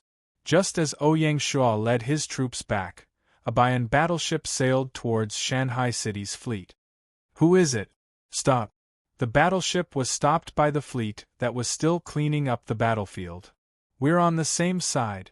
The Bayan battleship raised its golden dragon flag. A soldier on the deck said loudly, "Jiangling City has an urgent military situation. I need to present it to the Emperor." "Please wait." After a round of interrogation, the messenger was sent to Dragon Head. "What happened to Jiangling City?" Zheng He asked. "Reporting to Governor, Jiangling City has fallen a week ago. This general has come under the orders of Lord Feng Qiuhuang to inform the Emperor and ask the Emperor to make a decision as soon as possible." As the messenger spoke, he took out a secret letter. "What? Jiangling City has fallen?" Jia Su, who was at the side, jumped up in shock. "What exactly happened?" "This." The messenger was somewhat hesitant. Seeing this, Zheng He said, "Mister, let's wait for the Emperor to come back and listen to what is going on." Jia Su was startled and came back to his senses. I was too rash. Chapter 7:15. The moment Ouyang Shuo returned, he was urgently invited to the war room by Zheng He. My lord, something has happened in Jiangling. Zheng He's expression was grave as he handed over the letter. Ouyang Shuo received the letter from Feng Qiuhuang and opened it. His brows gradually furrowed. He didn't expect that Jiangling City would really fall, and that it would fall so thoroughly. It all started from a week ago. When Ouyang Shuo killed Guan Yu, Zhou Yu's army had already arrived at Jiangling City. Close to 300,000 soldiers surrounded River Tun City so tightly that not even a drop of water could trickle through. Outside Jiangling City, flags fluttered in the wind and spears stood tall. Early the next morning, the army launched a fierce attack on Jiangling, leaving no room for retreat. This was the largest battle in the Battle of Red Cliff. It would decide the fate of both sides. The battle on the first day was nothing out of the ordinary. After suffering close to 10,000 casualties, Zhou Yu's army retreated like a receding tide. Jiangling City was still as sturdy as ever. It was the same on the second day. On the third day, just as Cao Cao's army let down their guard, the western gate of Jiangling City suddenly opened from the inside. The mutant army stationed at the western gate rebelled. Zhou Yu's army, which was long prepared, surged into Jiangling City. With Zhou Yu's intelligence, he knew that the battle 2 days ago was just a diversion. On the third day, Zhou Yu gathered his main force at the western gate, leaving the other 3 gates as empty shells. With superior forces and spies, Cao Cao's army was unstoppable. A disaster unfolded. General Cao Ren, who was in charge of guarding the western gate, died on the spot. Caught off guard, Cao Cao's army ended up in a miserable state, suffering heavy losses. Fortunately, Cao Cao was decisive and Feng Qiuhuang and the rest remained vigilant. At the last moment, they retreated from the northern gate and headed north. Cao Cao's destination was Yiling. Unexpectedly, Cao Cao's army suffered heavy losses on their way north. Zhou Yu had predicted that Cao Cao's army would flee to Yiling and had set up an ambush along the way. After a fierce battle, Cao Cao's army suffered heavy losses again. After paying a heavy price along the way, the remnants of Cao Cao's army finally made it to Yiling. At the start of the battle, there were more than 300,000 Cao soldiers, but in the end, only 150 to 60,000 managed to escape to Yiling and were killed. Di Chun and the rest naturally earned a lot. Their contribution points caught up to Ouyang Shuo and were ranked second. Of course, Zhou Yu's army did not come out unscathed. Whether it was the city guards led by Yi Lai or Feng Qiuhuang and Bai Hua, they were all elite troops of their respective territories. Zhou Yu's army suffered 50 to 60,000 casualties in their counterattack. Zhou Yu had already surrounded Yiling and was prepared to annihilate Cao Cao's army. If Yiling were to fall, the battle would end immediately, and Ouyang Shuo's golden record of invincibility would be broken. In that case, the crushing defeat of Xiong Ba and the others would be nothing. Cao Cao's army's army would be defeated. Zhou's army's army was. The ones who opened the city gates without permission were south of Rosy Clouds, Qin Fun and Ruan Ping's army.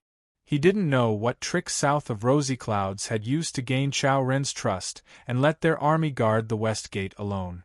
This Yang Qin Yang Shin Qin Qin Qin Shan. S. Yang Cao's Lu army. Yang Li Chun Yang Yang's Yang Chen's, Su Yang Qin Yang Feng's Yang's armies. Before leaving, Ouyang Shuo had instructed them to be wary of south of Rosy Clouds and the others. Their current actions were too unusual. With the intelligence of Feng Qiuhuang and the others, how could they not be vigilant? However, Feng Qiuhuang and the rest were insignificant in front of Cao Cao. Most importantly, they didn't have any proof that south of Rosy Clouds and the others would cause trouble. On top of that, Cao Cao's trusted general, Cao Ren, was acting as a guarantor for the south of Rosy Clouds. With Cao Ren's support, the matter was ultimately left unsettled. Although Feng Qiuhuang and the rest were anxious, there was nothing they could do. They could only stay vigilant in the dark. That was how the calamity came about. The culprit, Chao Ren, also learned his lesson and died in battle. As soon as the Battle of Jiangling ended, south of Rosy Clouds and the others knew that they could no longer do anything on the map. According to the rules of the battle, even if they had gained Zhou Yu's trust, they would not be able to attack Cao Cao's army, who was in the same camp. Opening the city gates without permission was already taking advantage of a loophole in the system. Moreover, they were also worried about Cao Cao's revenge. As such, south of Rosy Clouds and the rest simply opened the city gate. After completing their mission, they immediately committed suicide and left the map. To put it bluntly, south of Rosy Clouds and the rest's actions were a classic example of harming others without benefiting themselves. Even if they didn't gain anything from the battle, they still wanted to scam the alliance of mountains and seas. After this battle, Gaia would probably update the system to deal with their actions. After all, if everyone played like this, then the map would be too unpredictable, and it would go against Gaia's original intentions. Before the patch was updated, the alliance of mountains and seas had become the victim, and they had suffered terribly. Cao Cao's mutant army was mainly composed of the lords of the alliance of mountains and seas. In this battle, including the city guards, they suffered heavy losses. The city guards even lost 2 division commanders, which showed how tragic the battle was. As the Battle of Jiangling came to an end, the direction of the battle became unclear. Conquering Jiangling did not mean that Sun and Lu's allied army would definitely win. Firstly, there were still hundreds of thousands of soldiers defending Yiling, and the city had sufficient rations. This was because Yiling was Cao Cao's rations transit point. The rations transported from the north and Jingzhou Commandery to Jiangling City had to pass through Yiling. Although Yiling's rations couldn't compare to Jiangling's, it could still support the army for half a month. On the contrary, as the victors, Zhou Yu's army was running low on rations. The rations transported from Wu Lin to the main camp were robbed by Zhao Sihu's city guards. Even the rations stored in Jiangling were burned by Cao Cao's order when the army retreated. The situation was awkward. As the victors, they had to face the situation of starvation. Helpless, Zhou Yu could only arrange for the army to gather rations from the various villages. It was easy to imagine what would happen when a starving army faced a defenseless commoner. From Jiangling to Yiling, hundreds and thousands of villages groaned under the iron hooves of the army. After all, Jingzhou was under Lu Biao's rule. Whether it was Cao Cao or Zhou Yu, they didn't feel any pity. As a general, feeding the soldiers under him was the most important task at hand. Otherwise, who would risk their lives for them? In troubled times, who would truly pity the commoners? On the other hand, Liu Bei, who hadn't been very successful before, took great care of the commoners. It was precisely because of this unusual action that Liu Bei made a name for himself. The poor commoners of Jingzhou had their rations confiscated by Liu Biao during the autumn harvest. Cao Cao came and plundered them again, even handing over the rations. Now, Zhou Yu's army came and plundered the commoners' rations. This winter was destined to be colder than the previous years for the commoners. What awaited them was either freezing to death or starving to death. If they didn't want to starve to death, they could only go up the mountains to dig up grass and gnaw on tree bark. In the cold winter, even grass and tree bark had become a luxury. Wherever the army passed, they left behind groups of refugees fleeing from the famine. Along the way, there would be many more tragedies. Selling sons and daughters, choosing people to devour, these were not rumors, but real facts. Without rations, it wouldn't be easy for Zhou Yu's army to take down Yiling. Apart from that, the Shanghai city fleet entrenched in the Red Cliffs was a hidden danger to Sun Lu's camp. With Liu Bei's pathetic escape, only the Jiangdong fleet was left. As for the Jiangdong Navy, they were almost completely wiped out by the Shanghai city fleet. If they didn't get rid of this hidden danger, it would be difficult to win this war. It was the Shanghai City fleet that won and lost. If Ouyang Shuo was at Jiangling City, it would be impossible for south of Rosy Clouds to make such a move. It could only be said that Ouyang Shuo had planted a mine for Jiangling for his own selfish reasons. Now it was time for the Shanghai City fleet to repay their debt. In the war room on Dragon Head. What do you think we should do? After sorting out the situation in Jiangling, Ouyang Shuo threw the problem to Zheng He and Jia Su. Of course, it was mainly Jia Su. Zheng He was only a navy commander-in-chief, so he still needed Jia Su's advice to influence the overall situation of the war. After all, Jia Su was a native. Ouyang Shuo's decision to bring Jia Su along was the right choice. Mister, please. Zheng He was also straightforward and directly kicked the ball to Jia Su. Seeing this, Jia Su smiled bitterly in his heart, but he still couldn't refuse. After pondering for a moment, he slowly said, I'm afraid it will be difficult to break the siege of Yiling with just the ocean-going fleet. The only thing we can do now is to find another way. Jia Su immediately vetoed the idea of rushing to Yiling's aid. Ouyang Shuo didn't mind. Shanghai City's navy was strong in water battles, but it was useless in defending the city. If they really went to help Yiling, they would be using their weakness to attack the enemy's strength. During this period of time, Ouyang Shuo had more or less figured out Jia Su's style. This person's stratagem seemed bold and unconstrained, like an antelope hanging its horns, but it was actually traceable. Jia Su's most distinctive characteristic was that he was very good at using his side's strengths to the extreme. Whether it was the decapitation operation or the burning of Liu Bei's army, they were all embodiments of this thinking. As for the overall situation, broad strategic vision, sharp foresight, and deep understanding of the enemy, these were all necessary skills for a top tactician. Whether it was Jia Su or the already dead Guojia, they were all like this. Apart from that, Jia Su's other characteristic was his rationality, an extraordinary rationality. His starting point was to win. As for the process of winning and the cost of winning, they were not within his consideration. Because of this, he was misunderstood as a poison warrior by the outside world. Chapter 7:16. What does Mr. mean by finding a different path? Ouyang Shuo asked. Attack the yellow dragon, attack the redwood mulberry tree. Jia Su was unequivocal. Chai Sang's forces are currently empty. If he uses his troops appropriately, he should be able to defeat them in one strike. Once Chai Sang falls, the danger of Yiling will be resolved. Ouyang Shuo smiled as he nodded and said, This solitude and Mr. happened to have the same thought. Pass down the order, quickly clean up the battlefield, rest for a day at the Red Cliffs, replenish supplies, and then set off for Firewood Mulberry.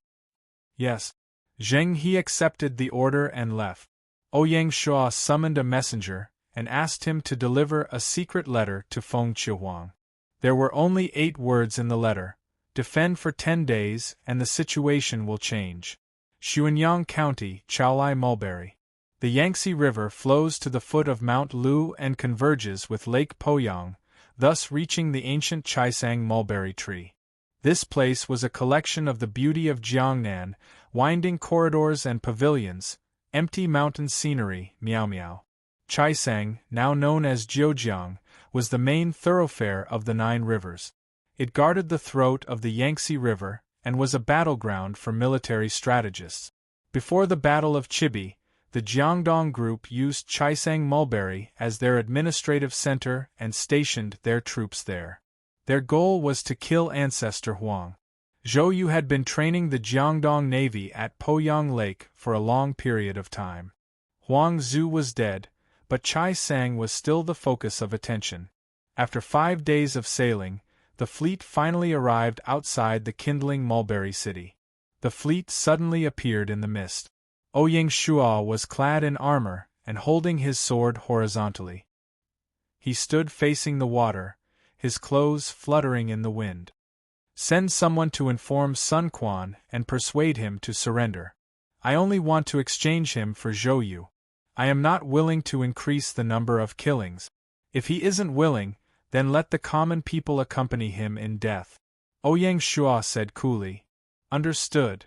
Jia Su answered. Jia Su believes that Jun Shang will do what he says.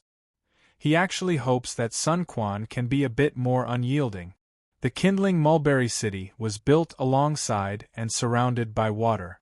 For land forces, the kindling mulberry city was a tough nut to crack, but for ocean-going fleets, it was the easiest city to capture. As long as the fleet arrived at the kindling mulberry wall, the cannons would be able to blast the walls directly. Because of the natural cannons of the battleships, the cannonballs could pass the city walls in one fell swoop and explode within the city. No matter what, Chai Sang would not be able to block that kind of lethality.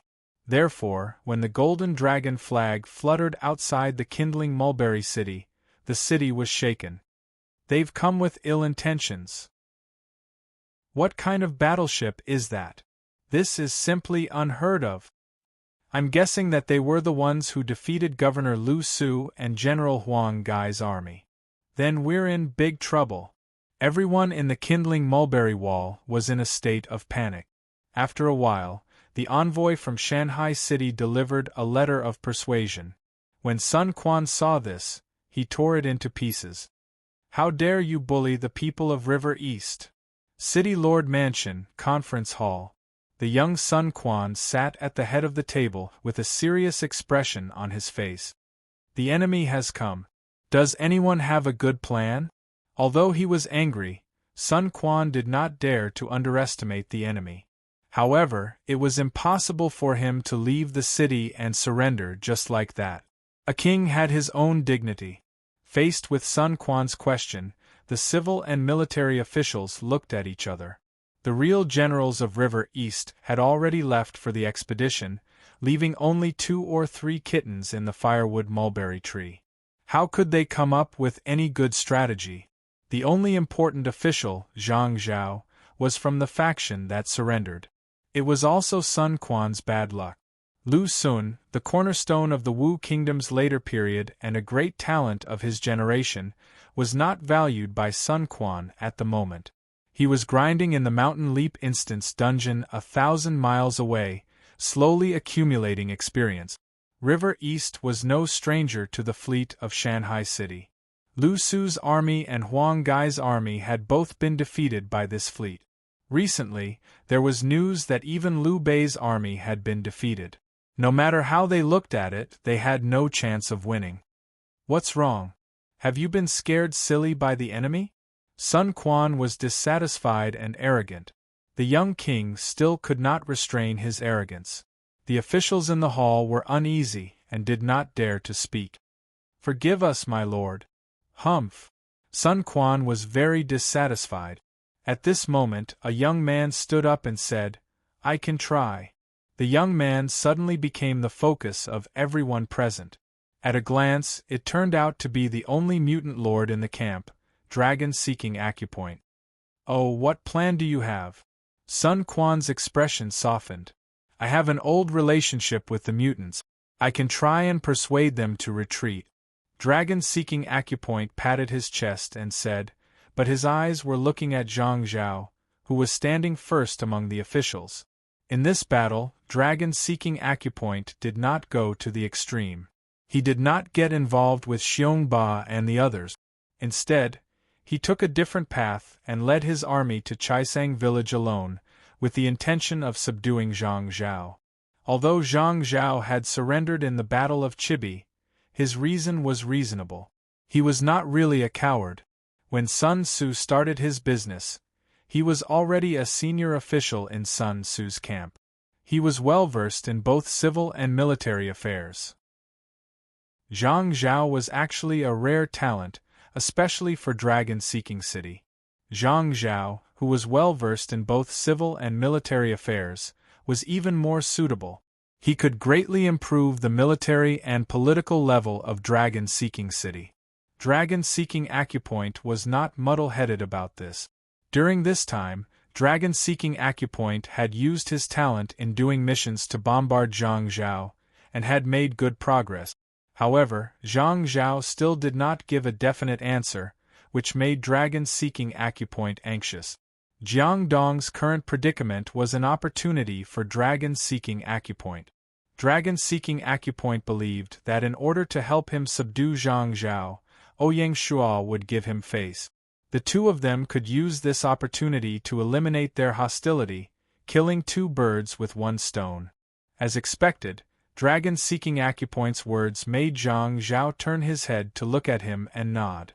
Seeing that, dragon-seeking acupoint was even more assured. Then go and give it a try.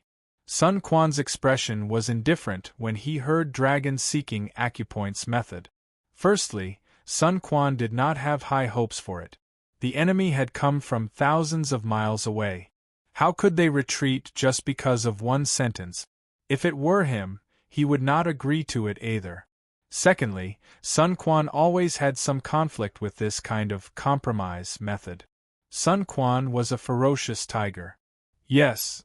Dragon-seeking acupoint did not care what Sun Quan thought. He only wanted Zhang Zhao. Outside Chaisang village, on Dragon Head. My lord, Chaisang village says that an old friend has come to visit, a guard reported. Old friend. Ouyang Shuo was confused. What was Sun Quan doing? Let him in. Yes. After a while, a mysterious man in a black robe followed the guard into the study. Ouyang Shuo was not interested in this kind of trick. The guard retreated and the mysterious man lifted his hood. Naturally, it was dragon-seeking acupoint. Dragon-seeking acupoint, it's you. This was indeed out of Ouyang Shuo's expectations. It's me. Dragon-seeking acupoint smiled. He did not want to be recognized by the soldiers of Shanghai City, so he could only come wearing a black robe. Moreover, it was not a glorious thing to do. Seeing dragon-seeking acupoint, Ouyang Shuo was relieved. He was really worried that this person would get entangled with Di Chun and the others. If that was the case, it would be difficult. What is Sun Quan's intention in asking you to come here? Ouyang Shuo asked. Dragon-seeking acupoint immediately cupped his fists and bowed. He said sincerely, Big brother, please help me. What do you mean? Ouyang Shuo's expression was indifferent, but he was already on guard. It's like this. Dragon-seeking acupoint explained the cause and effect of the matter in detail. Ouyang Shuo's smile disappeared when he heard it. People's hearts have changed after all. Ouyang Shuo calmed himself down and said patiently, Jiangling has fallen and Yiling is in a state of emergency. Baihua and Feng Chihuang might collapse at any time. I have to ask Sun Quan to call Zhou Yu back. Dragon-seeking acupoint, do you understand? That's simple. Ask Sun Quan to issue a military order. Dragon-seeking acupoint said. Ouyang Shuo shook his head. With Zhou Yu's intelligence, how could he not understand the principle of not obeying the emperor's orders? Zhou Yu can break through Yiling and come back to ask for orders. Zhou Yu will only rush back when Sun Quan is captured. Dragon-seeking acupoint was speechless. After a long time, dragon-seeking acupoint's face was filled with hostility. He said with slight dissatisfaction, Big brother, can't you help me this once? I have already made a promise to Zhang Zhao. If I break it, everything will go down the drain. It's not that I don't want to help you, but there's nothing I can do. Ouyang Shuo's expression was indifferent. If Sun Quan surrenders, I can also capture Zhang Zhao and hand him over to you. How about it? If that's the case, how will Zhang Zhao submit? Dragon-seeking acupoint was dissatisfied. Then what do you want me to do? Retreat? Watch Baihua and the others be defeated by Di Chun? Ouyang Shuo was a little angry. You are biased. Dragon-seeking acupoint also lost his temper. He was as stubborn as a bull. You are so protective of Baihua and the others. Why don't you think about my feelings? I have followed you for the longest time, but you don't help me at all. You said that Shanghai City will not interfere with the Alliance's affairs during the long journey, and that we should fight our own battles. But why did you station an entire army in Hardstone City, and not care about the survival of dragons seeking acupoint? Could it be that my position in Big Brother's heart is not as important as that brat Lao AI? Dragon seeking acupoint was already roaring at the end of his words. He vented all the accumulated dissatisfaction in his heart. Ouyang Shua's expression did not change, but his face trembled a little. All right, it's good that you have spoken. You have finally spoken your mind, but you still can't let it go, right? That's right. Dragon seeking acupoint threw caution to the wind. I just want to ask, does Shanghai City have an obligation to help you? Humph. Dragon seeking acupoint did not listen to him at all.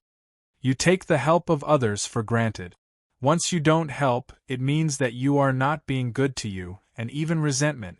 Dragon seeking acupoint, you are really my good brother. Ouyang Shua's tone turned cold. Don't make yourself so noble. Dragon seeking acupoint's eyes were filled with anger. You are helping us because you want us to be your shield against the Yen-Huang alliance. You are just using each other. Ouyang Shua shook his head. He did not want to say anything more. Since it had come to this, there was no way they could be brothers. Since that is what you think, I have nothing to say. Ouyang Shua paused for a moment and secretly warned, You are on your own. You don't need to worry about me. Goodbye. Dragon seeking acupoint's heart faintly flashed a trace of regret, but the expression on his face did not give way. He did not even put on his hood. He raised his neck and angrily left. Lord! Jia Su walked in. Pass down the order, bombard the Chai Sang gang. Ouyang Shua coldly ordered. Yes. Jia Su nodded and turned to leave. Chapter 717. As soon as he entered the city, he was bombarded by cannons. Damn it, they're not giving me any face at all.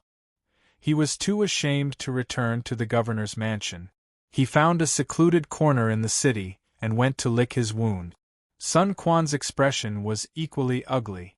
The cannons bombarded the city walls, creating holes. The River East soldiers who were guarding the city wall were mercilessly harvested like weeds, falling one after another.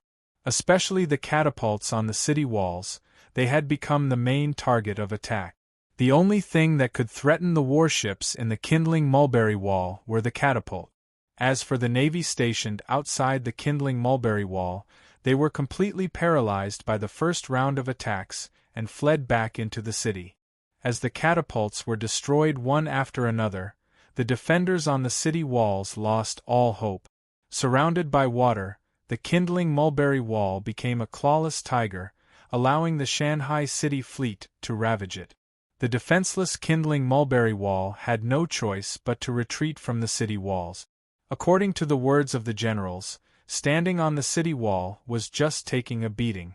It was purely a suicide mission, and there was no meaning to it. The cannons continued for an entire day, and only stopped in the evening. Shanghai City had spent 20,000 to 30,000 gold coins on the cannons alone, which made Ouyang Shua's heart ache. After the bombardment, the kindling mulberry wall was like a little girl that had been ravaged, riddled with holes and in ruins. Standing outside the city, one could clearly see the situation inside. If the cannons continued, the people in the city would be the ones to suffer. Although the kindling mulberry wall was River East, Sun Quan was not someone who was inflexible. He had thought of abandoning the city and escaping. As long as Zhou Yu's army broke through Yiling, the enemy would not be a problem. The problem was that the kindling mulberry wall was surrounded by water. The Shanghai City fleet covered the river, surrounding the kindling mulberry wall so tightly that not even a fly could escape. At this moment, the kindling mulberry wall was like an isolated island, isolated and helpless. As night fell, white smoke rose from the city. It was the smoke from cooking in every household. No matter how worried they were, they still had to fill their stomach. But at the thought of being trapped for a long time, the housewives unconsciously scooped a little less rice.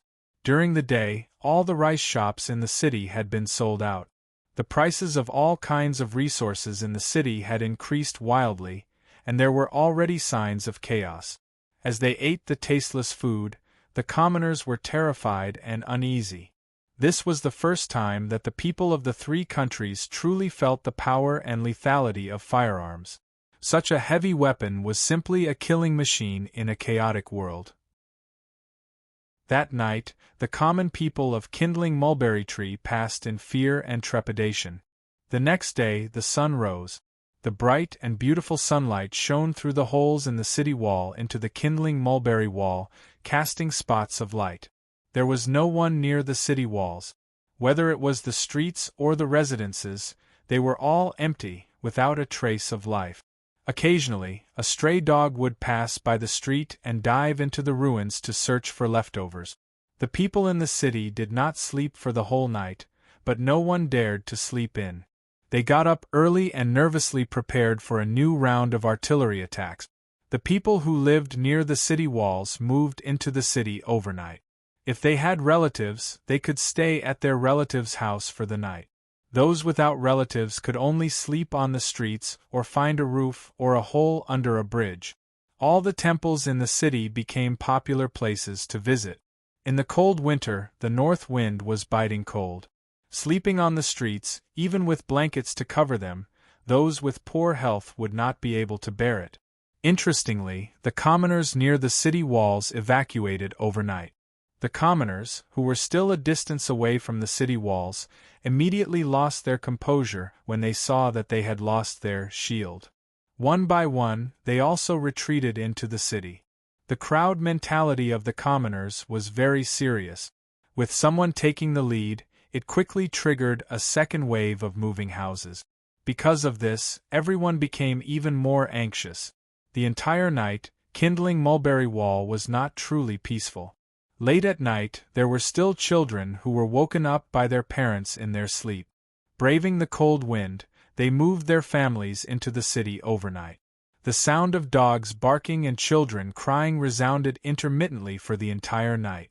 What a torture! The commoners were miserable. All the temples in the city were immediately filled with people. Even the hole under the bridge became a popular place to visit. In order to fight for a good spot under the bridge, there was no lack of fists and kicks. It's all for survival. In the worst case, they could only sleep on the street. The central street near the city lord's mansion was also filled with people. It was so densely packed that even horse carriages could not pass through. In the eyes of the commoners, the city lord's mansion was the safest place. No matter how heartless Sun Quan was, he could not bear to drive the commoners away. He had no one to talk to about the depression in his heart. That night there were no less than 1,000 commoners who froze to death on the street. Under the sunlight, the kindling mulberry wall was a tragic scene. Even the rare good weather in winter could not dispel the coldness in the commoners' hearts. Strangely, by 9 o'clock in the morning, the cannons had not arrived. Instead, a special envoy from Shanghai City entered the city for the second time. He conveyed Ouyang Shua's message. If Sun Quan did not leave the city and surrender before noon, the entire city would be slaughtered without mercy. Such a letter of persuasion was bloody. Furthermore, this time, the letters of surrender were no longer sent to Sun Quan in secret. Zheng He arranged for the soldiers on the city walls to announce it loudly and repeatedly. Countless letters of surrender were directly fired into the city through cannons. As such, the people in the city were agitated. The commoners of the three countries were no strangers to massacres. Naturally, they believed it. At the thought of the impending massacre, the commoners shuddered. In the face of the crisis, the commoners looked at the city lord's mansion with strange, worried, and resentful gazes. In fact, it was not only the commoners who felt strange. Even the eyes of the soldiers flickered. After all, most of the families of the soldiers lived in the kindling mulberry wall. Once the kindling mulberry wall fell, their families would be ruined. The will of the entire city was shaken by the letter of surrender. To the commoners, to live or to die, this was an extremely simple choice. Bastard! Sun Quan's face was livid. He could not block the news even if he wanted to. My lord, let's accept the other party's conditions. We have no other choice. Zhang Zhao once again firmly supported the side of surrender. He continued, if we continue to resist, we will only increase the number of casualties. Surrendering is a small matter, but if we lose the support of the people of River East, everything will be over. To be honest, Zhang Zhao was very knowledgeable.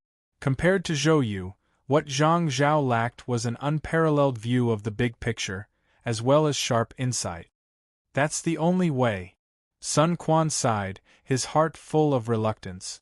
In addition to worrying about losing the support of the people, Sun Quan was more worried about the mutiny of the soldiers. That was something more terrible than losing the support of the people.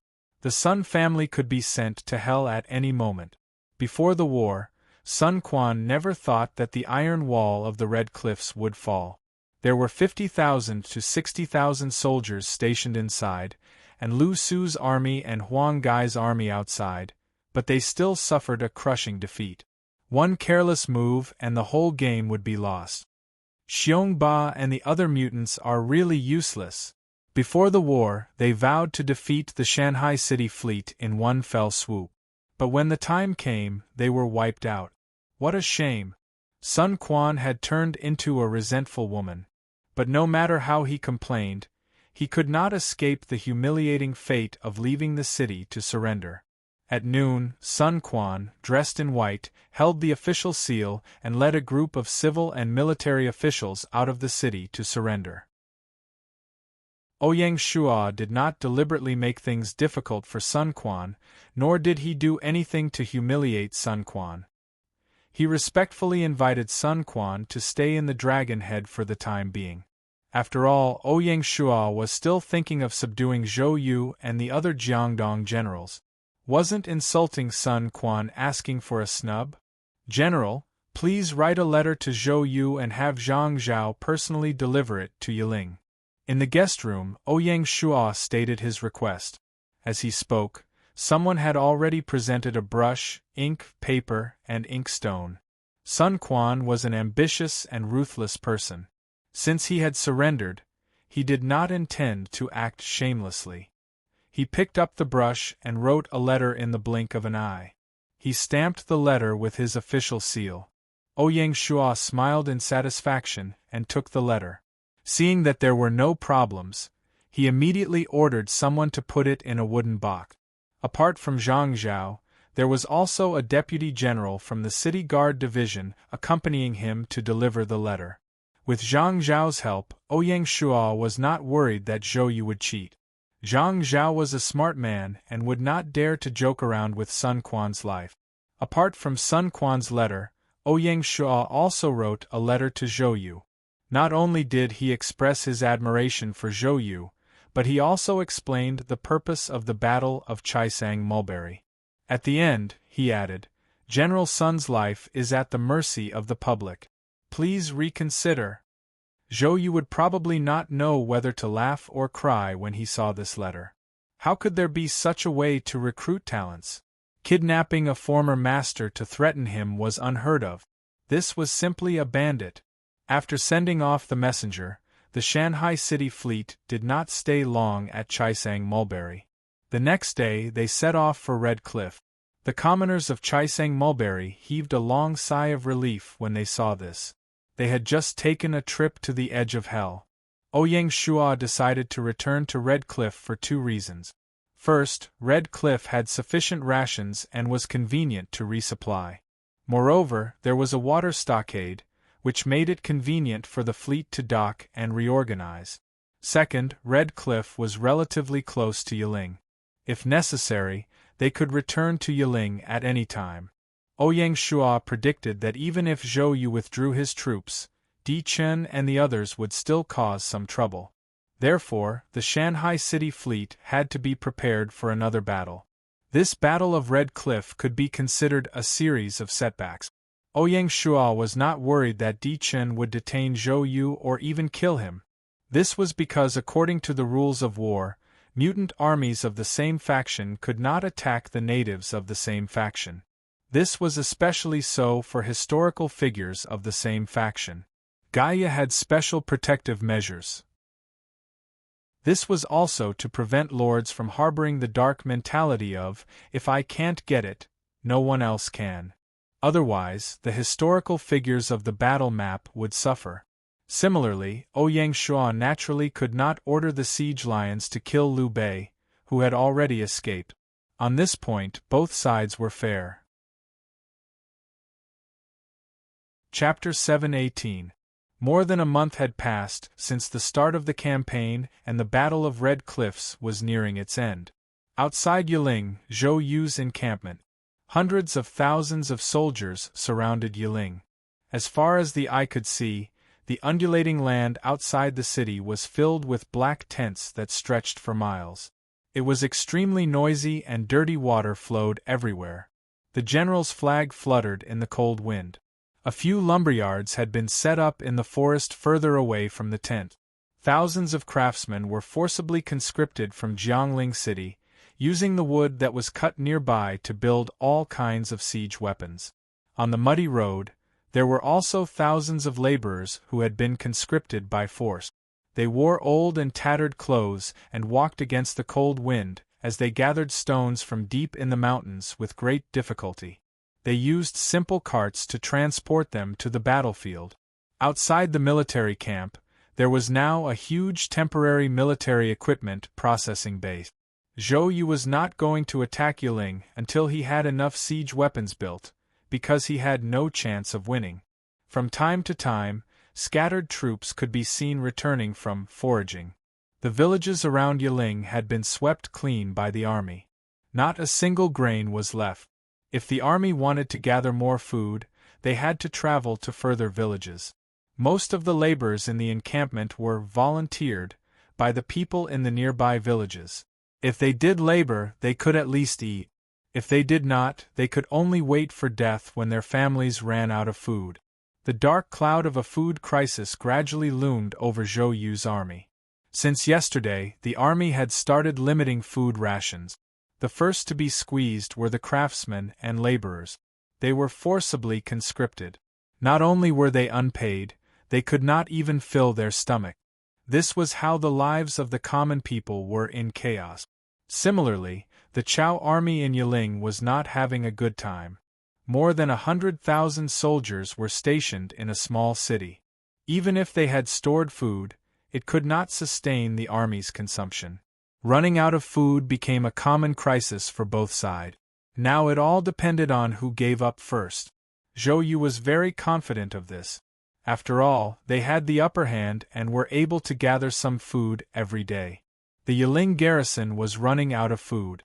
Zhou Yu was like a patient hunter, actively preparing his hunting tools and laying traps while waiting patiently for his prey to be at its weakest to deliver a fatal blow. Of course, that was if there were no other accident. The fall of Chai Sang was the biggest accident and the biggest variable in the war. After traveling for more than 10 days, the warship carrying Zhang Zhao and the others finally docked at the river port outside of Yiling City. With the token from Sun Quan, Zhang Zhao and the rest were able to meet Zhou Yu without any trouble. Commander-in-Chief, Chai Sang is in trouble. Without hesitation, Zhang Zhao handed the letters written by Sun Quan and Ouyang Shuo to Zhou Yu. Zhou Yu opened the letter, and the more he read, the uglier his expression became. When he was done, he let out a long sigh and said, "It's all my fault. I underestimated the Shanghai City fleet and overestimated Xiongba's plan." "Commander-in-Chief, the enemy is too cunning," Zhang Zhao consoled. "Let's not talk about this anymore." Zhou Yu waved his hand. He didn't have a good relationship with Zhang Zhao, so he didn't want to show too much emotion in front of Zhang Zhao. He firmly said, "I'll issue the order right away. Break camp and return immediately." With Sun Quan captured, Zhou Yu had no choice but to return. As soon as the military order was given, the entire camp was in an uproar. The first to receive the military order were naturally the 20,000 River East elites under Zhou Yu's direct command. This force had been arranged by Zhou Yu as a reserve force during the attack on River Tomb City, so they didn't suffer too many losses. Zhou Yu wasn't stupid. He knew that if he didn't have a strong army, he wouldn't be able to suppress the mutant army that was 10 times their size. Di Chun and the others were happy to play dumb and use this opportunity to earn contribution points. The news of Zhou Yu's withdrawal reached Di Chen's ears in less than half an hour. Di Chen was shocked. He personally rushed to the central tent and asked, "Commander-in-Chief, why is this happening?" Zhou Yu sighed in his heart. He didn't dare to face Di Chen's question. With an ugly expression, he said, "Chai Sang has fallen, and the Lord has been captured. I have to rush back." "What? Chai Sang has fallen?" Di Chen was so shocked that he couldn't speak. "Take a look for yourself." Zhou Yu handed Sun Quan's letter to Di Chen. Could this be a trick? Di Chen still couldn't believe it.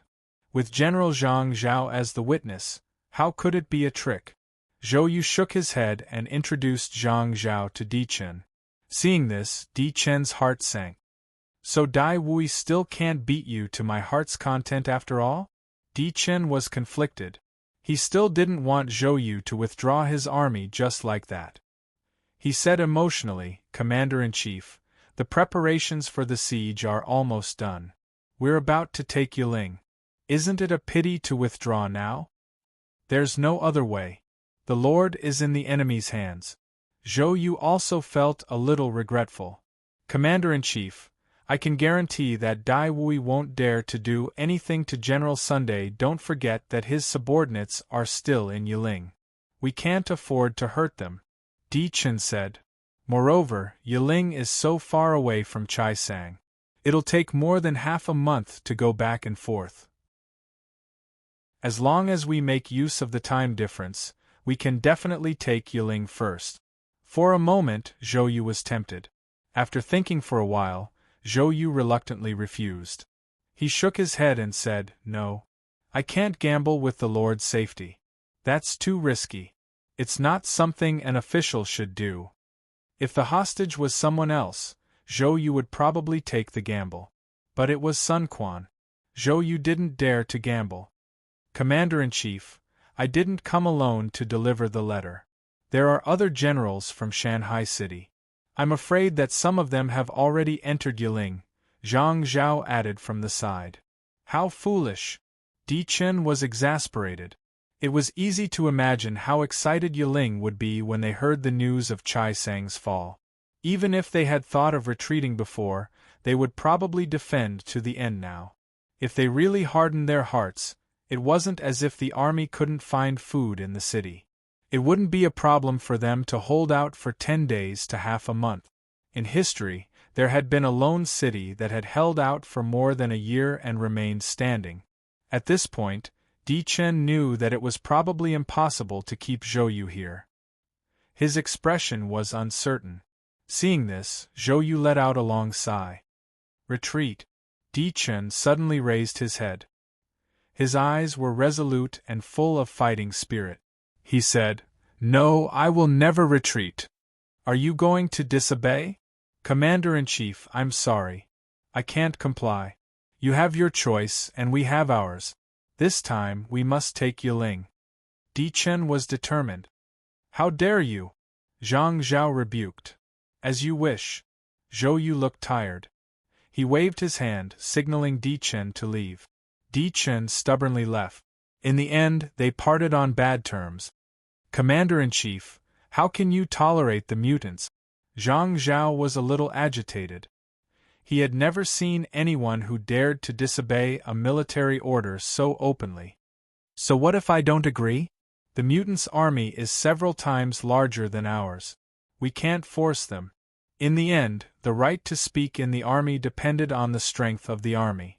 Zhang Zhao was speechless when he heard that.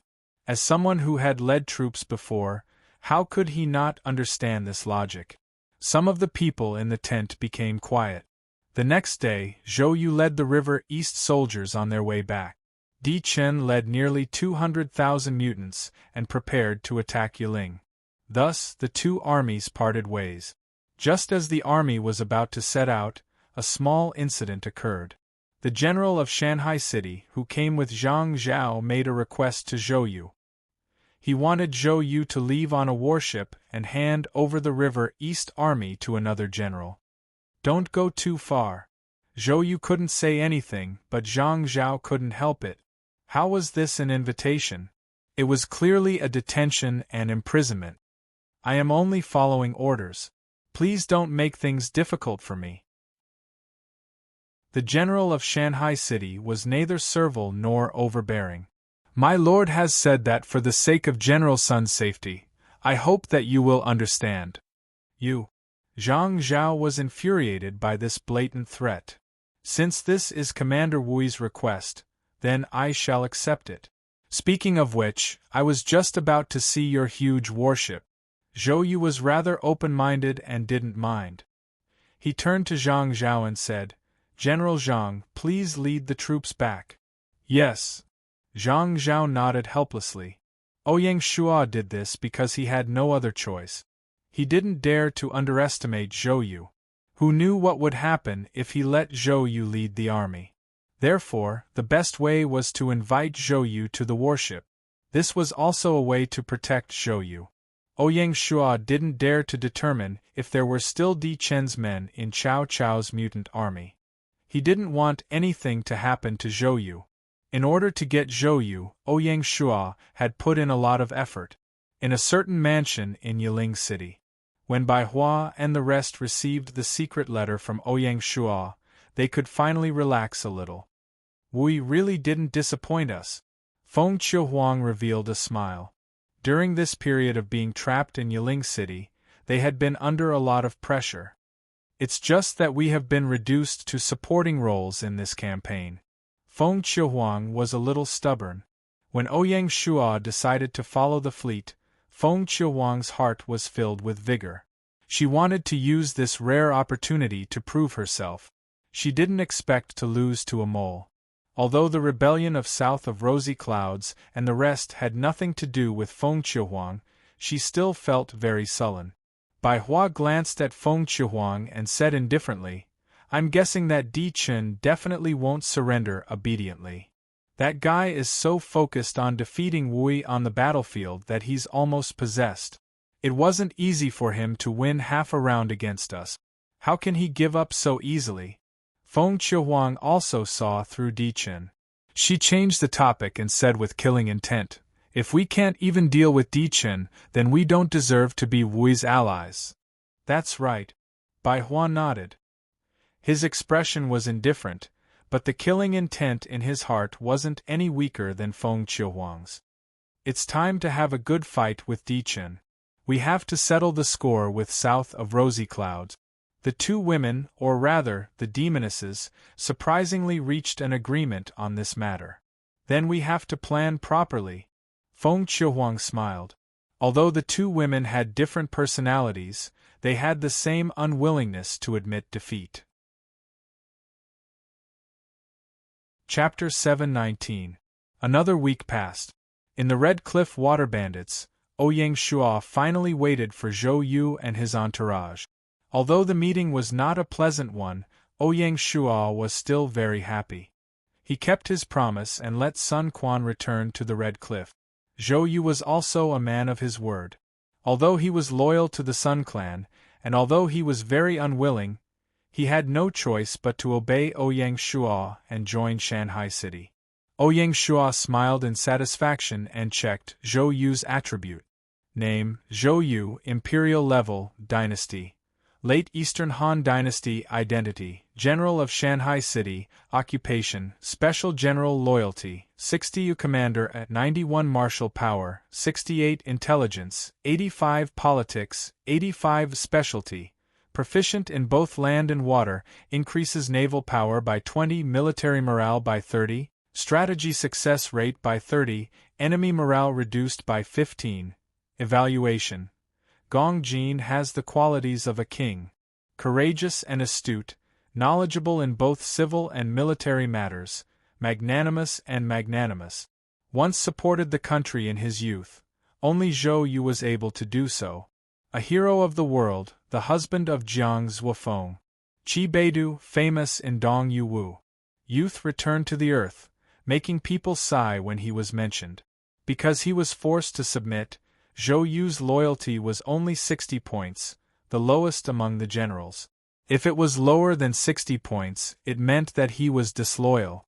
Ouyang Shuo was not worried about this. After returning to the main map, Zhou Yu's loyalty would naturally rise. As someone who had been reborn, Ouyang Shuo knew very well that among the three heroes of the three kingdoms, only Liu Bei appeared in the wilderness. Sun Quan and Cao Cao were both hidden in the wilderness and did not appear. Without the Sun clan on the main map, Ouyang Shuo had reason to believe that Zhou Yu would submit to Shanghai City's foundation and Ouyang Shuo's personal charm. Ouyang Shuo wasn't on the same level as the dragon-seeking acupoint technique and the others. Among Zhou Yu's four-dimensional attributes, other than martial power, which was on the low side, his other three attributes were all top-notch among the imperial generals. His commander attribute had broken through the shackles of 90 points.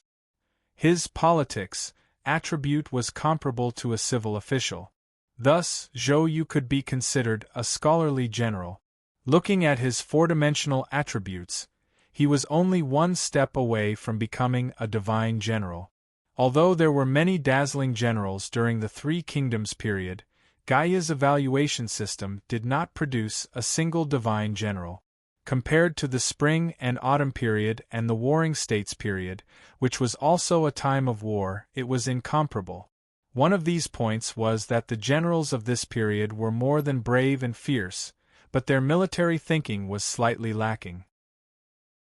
Many of the generals of the Three Kingdoms were born in the wilderness, and some of them were not even considered poor. They did not have the opportunity to study the art of war, and could only slowly gain experience from the actual war. Therefore, they were not like the generals of the Spring and Autumn and Warring States periods, who were not only good at war, but were also the founders and practitioners of the military doctrine. Even the god of slaughter, Bai Qi, was better at military affairs than Zhou Yu and the others. During the Three Kingdoms period, Cao Cao was the one who truly achieved military success. Cao Cao was proficient in the art of war. He read the works of Sun Wu, Wu Qi and the other military strategists of the previous generation. Based on his study of the art of war, he wrote the Book of War. His book Sun Tzu's Brief Explanations was the first to organize and annotate the 13 chapters of Sun Tzu. It enriched and developed China's ancient military theory. Unfortunately, Cao Cao was considered a human lord, and was not included in Gaia's evaluation system for generals. If not, Cao Cao would have been the most likely to be evaluated as a divine general in the Three Kingdoms. Below Cao Cao were Zhou Yu and Zhou Gongjin. In the process of deifying Zhuge Liang in the Romance of the Three Kingdoms, Zhou Yu became a huge and solid stepping stone. The Zhou Yu in the novel was worlds apart from the real Zhou Yu in the historical novel. The Zhou Yu in history was suave, handsome, and talented. He was far from the narrow-minded and jealous character described by Luo Guanzhong. Zhou Yu's versatility made countless young girls and married women fall in love with him. Compared to Pan En, he was even better. Pan En only had looks, while Zhou Yu was talented and good-looking. There was a poem to prove it. In order to gain Zhou Yu's attention, I often play the zither by mistake. The real Zhou Yu was not only not narrow-minded, he was broad-minded. The old General Cheng Pu relied on his seniority. At first he often bullied Zhou Yu, but Zhou Yu did not mind. Later on Cheng Pu finally admired Zhou Yu from the bottom of his heart. He said, "Being friends with Zhou Gongjin is like drinking wine, without feeling drunk." The poets of the Tang and Song dynasties all praised Zhou Yu.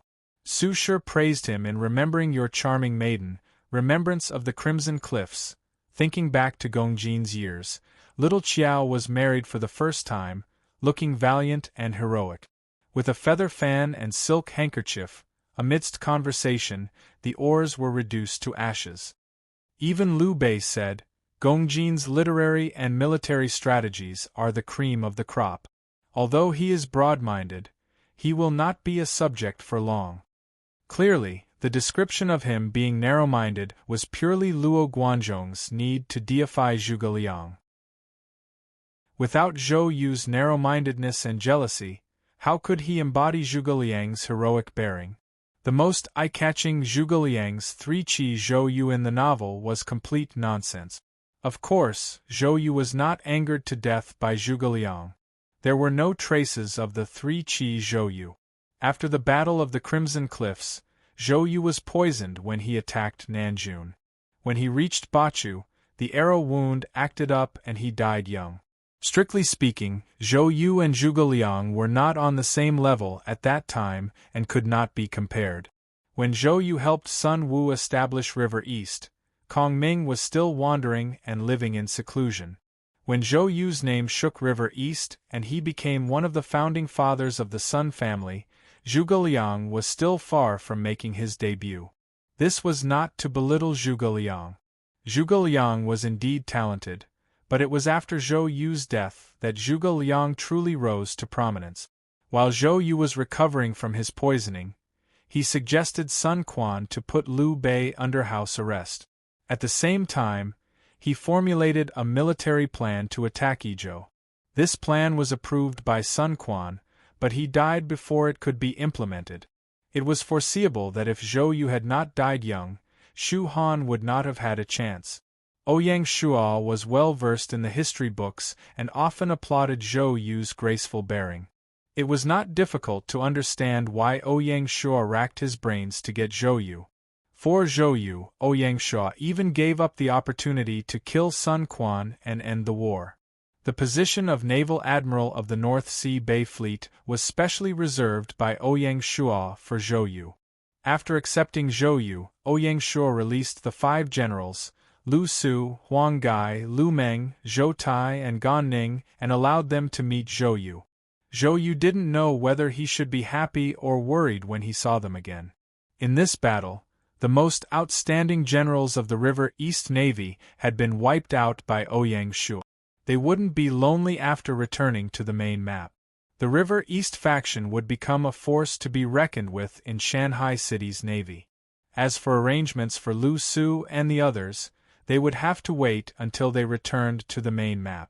After the handover, the Shanghai fleet did not linger at Chibi. They immediately headed for Yiling. They weren't going to Yiling to assist in the war, but to receive their rewards. In fact, the Battle of Chibi had already ended 4 days ago. Bai Hua, Feng Qiuhuang, Di Chen, and the others had all returned to the main map. Shanghai City was the last to be left behind. The cause of the matter had to be traced back to the Battle of Yiling. After Zhou Yu led his troops away, there was a disturbance within the Di Chen Corporation. The departure of the representative Zhou Yu not only weakened the strength of the army, but more importantly, affected the morale of the army. Some of the lords were no longer as resolute and wavered. Especially the lords who weren't loyal to Di Chen, they didn't have much hope of winning the war. Because of this, Di Chen had to speed up the preparations for the siege. That day, Di Chen ordered the army to scavenge for rations for the last time. At the same time, a large number of laborers and craftsmen were needed to speed up the construction of siege weapons. Time was tight and the task was heavy. A large number of soldiers were sent out, and the huge barracks became empty. That afternoon, Bai Hua and Feng Qiuhuang, who had been patiently waiting, finally made their move. Once they made their move, they didn't leave any leeway, hoping to give the enemy a fatal blow at the most unlikely time. In fact, they did.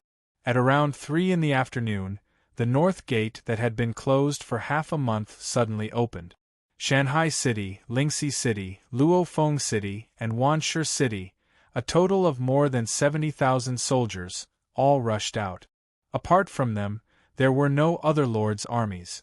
It was clear that Bai Hua and the others had learned their lesson from the rebellion in the south of Rosy Clouds, and they used the army of the Shanghai Alliance, preparing to stake it all on this one attack. Even more cleverly, Feng Qiuhuang and the others didn't choose to attack Sun Lu's mutant army. Instead, their target was the Di Chen tribe.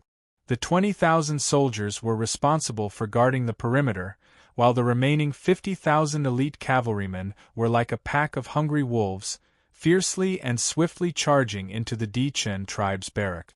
The completely unprepared Dichen tribe was caught unprepared, and in an instant, they suffered heavy losses. Under the charge of the 50,000 elite cavalrymen, the Dichen tribe, which had less than 15,000 soldiers, was quickly routed.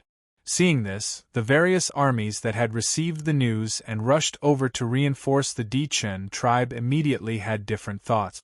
Since the main fighter, Dichen tribe, had already withdrawn from the battle, why should they continue fighting? With this thought, the reinforcements that they had expected became insincere, and they began to put on an act.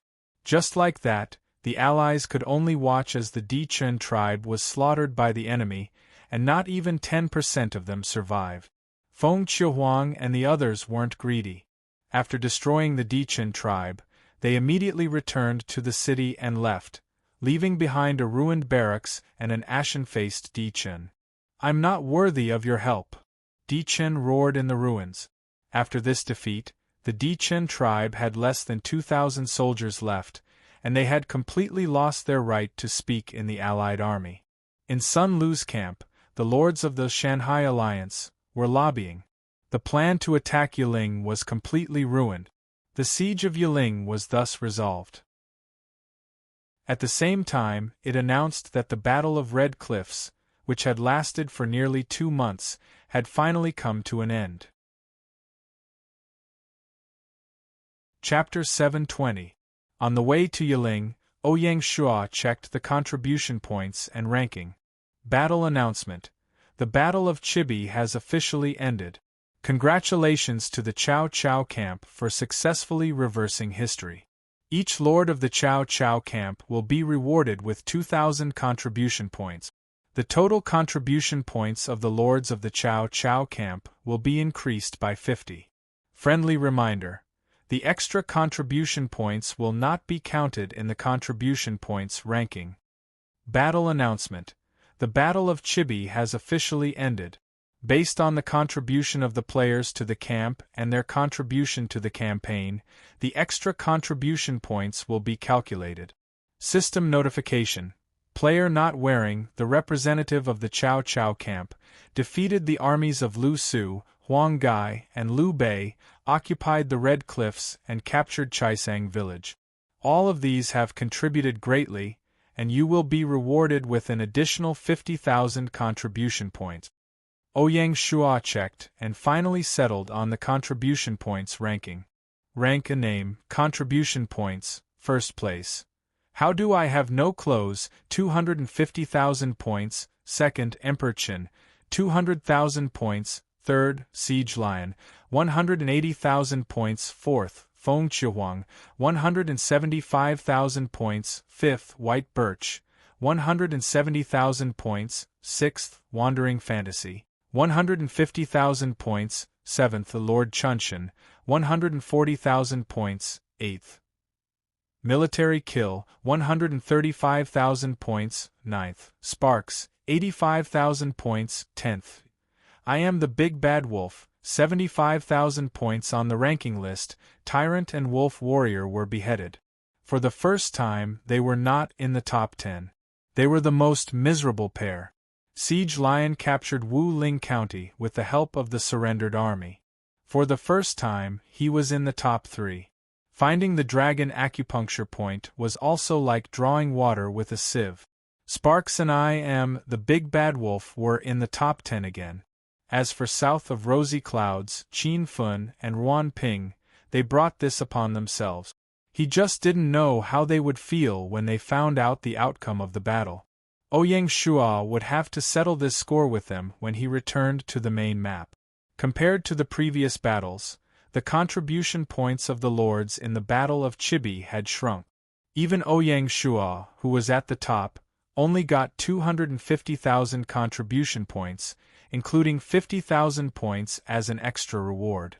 The reason for this was that even though this battle was full of twists and turns and took up a lot of time, there were very few large-scale battles. Even in the battle to attack Jiangling, it was all thanks to the traitors. There were almost no truly bitter battles or great battles. As such, it was naturally impossible to generate a large number of contribution points. A part of Ouyang Shua's contribution points came from killing Guan Yu, Zhang Fei, Chen Ji, and the other generals. Otherwise, his contribution points would be even lower. Di Chen might even snatch the first place. In the end, Ouyang Shua only obtained 200,000 contribution points after deducting the cost of reviving the army. If converted into achievement points, it would be 20,000 achievement points. Ouyang Shua no longer cared about such a small amount of merit points. On the other hand, Di Chen, Feng Qiuhuang, Bai Hua, Lord Chunshan, and the others had all been promoted to first-rank marquises. Ouyang Shua's greatest gain from the battle this time was that he had subdued Zhou Yu, Jia Su, and the other valiant generals. Including Lu Su and the others, this was Ouyang Shua's greatest harvest so far. If word of this got out, it would probably shock everyone. After checking the contribution points, Ouyang Shua checked the attributes of Lu Su and the others. Although Lu Su, Huang Gai, Lu Meng, Gan Ning, and Zhou Tai were all king-level generals, their attributes were worlds apart. Among them, Lu Su and Lu Meng were the most outstanding generals, followed by Huang Gai. Gan Ning and Zhou Tai ranked last. It could even be said that a general like Zhao Sihu was almost on par with Zhou Tai. Name: Lu Su, king-level, dynasty. Late Eastern Han Dynasty, identity, General of Shanghai City, occupation, high-rank general, loyalty, 60 commander, 70 martial strength, 60 intelligence, 80 politics, 75 specialty. Going to battle alone, increases attack power by 20, morale by 25. Cultivation method, omitted equipment. Six-faced Han sword, remarks. He is a strict person, does not care about decorations, is frugal both inside and outside, and does not care about worldly pursuits. Although he is in the army, he does not let go of book. He is also good at conversing, knows how to use words, and has great foresight. Name: Huang Gai, king-level, dynasty, late Eastern Han Dynasty, identity, General of Shanghai City, occupation, high-rank general, loyalty, 60 commander, 75 martial strength, 80 intelligence, 65 politics, 55 specialty. Burning Red Cliff, increases attack power by 18, marching speed by 18. Cultivation method, omitted equipment. Iron Whip, remarks. Gai Xiaogu, a young infant, has experienced many hardships but has great ambition. Although he is poor, he does not regard himself as ordinary. He often spends his spare time studying and talking about military affairs. He is a tiger official who defends his master, attacks the enemy, and stabilizes the country. Name: Lu Meng, king-level, dynasty, late Eastern Han Dynasty, identity, General of Shanghai City, occupation, high-rank general, loyalty, 60 commander, 78 martial strength, 70 intelligence, 75 politics, 65 specialty. Crossing the river in white, increases attack power by 20, morale by 15. Cultivation method, omitted equipment. Long halberd, remarks. Lu Meng is courageous and decisive, understands military strategies, cunning, and captured Guan Yu. Although he acted rashly in the beginning, he restrained himself in the end. He has the courage of a national warrior, not just a general. Name: Gan Ning, king-level, dynasty, late Eastern Han Dynasty, identity, General of Shanghai City, occupation, high-rank general, loyalty, 60 commander, 72 martial strength, 84 intelligence, 50 politics, 25 specialty. Light Knight, increases attack power by 15, marching speed by 20. Cultivation method, omitted equipment. Broadsword plus halberd plus iron chain, remarks. Although Ning is rough and violent, he is smart and resourceful. He is dismissive of wealth and respects his subordinate. He can raise strong soldiers, who are happy to serve him. He is a tiger official. Name: Zhou Tai, King level, Dynasty, Late Eastern Han Dynasty. Identity: General of Shanghai City. Occupation: High-rank general. Loyalty: 60 Commander, 68 Martial Strength, 82 Intelligence, 45 Politics, 30 Specialty. Savior: increases attack power by 15, marching speed by 15. Cultivation method: omitted. Equipment: broadsword. Remarks: Zhou Tai of Wu is as good as Su Chu of Wei and Zhao Yun of Shu. What a strong man! Not only did he save Quan, but he also saved Su Sheng. Zhong Mao could be said to be a confidant. After returning to the main map, Ouyang Shua arranged for the 6 River East generals, including Zhou Yu, to join the Nanyang Navy. Compared to the army, the Navy had caught up in terms of size and equipment. What they lacked now were the generals in the army, and they were lacking by quite a bit. The addition of Lu Meng and the others could greatly increase the Nanyang Navy's combat power. After the battle ended, Jia Su finally expressed his intention to submit to Ouyang Shua on the way back to Yiling. Ouyang Shua was overjoyed. At this point, Ouyang Shua's main objectives for the battle had been achieved.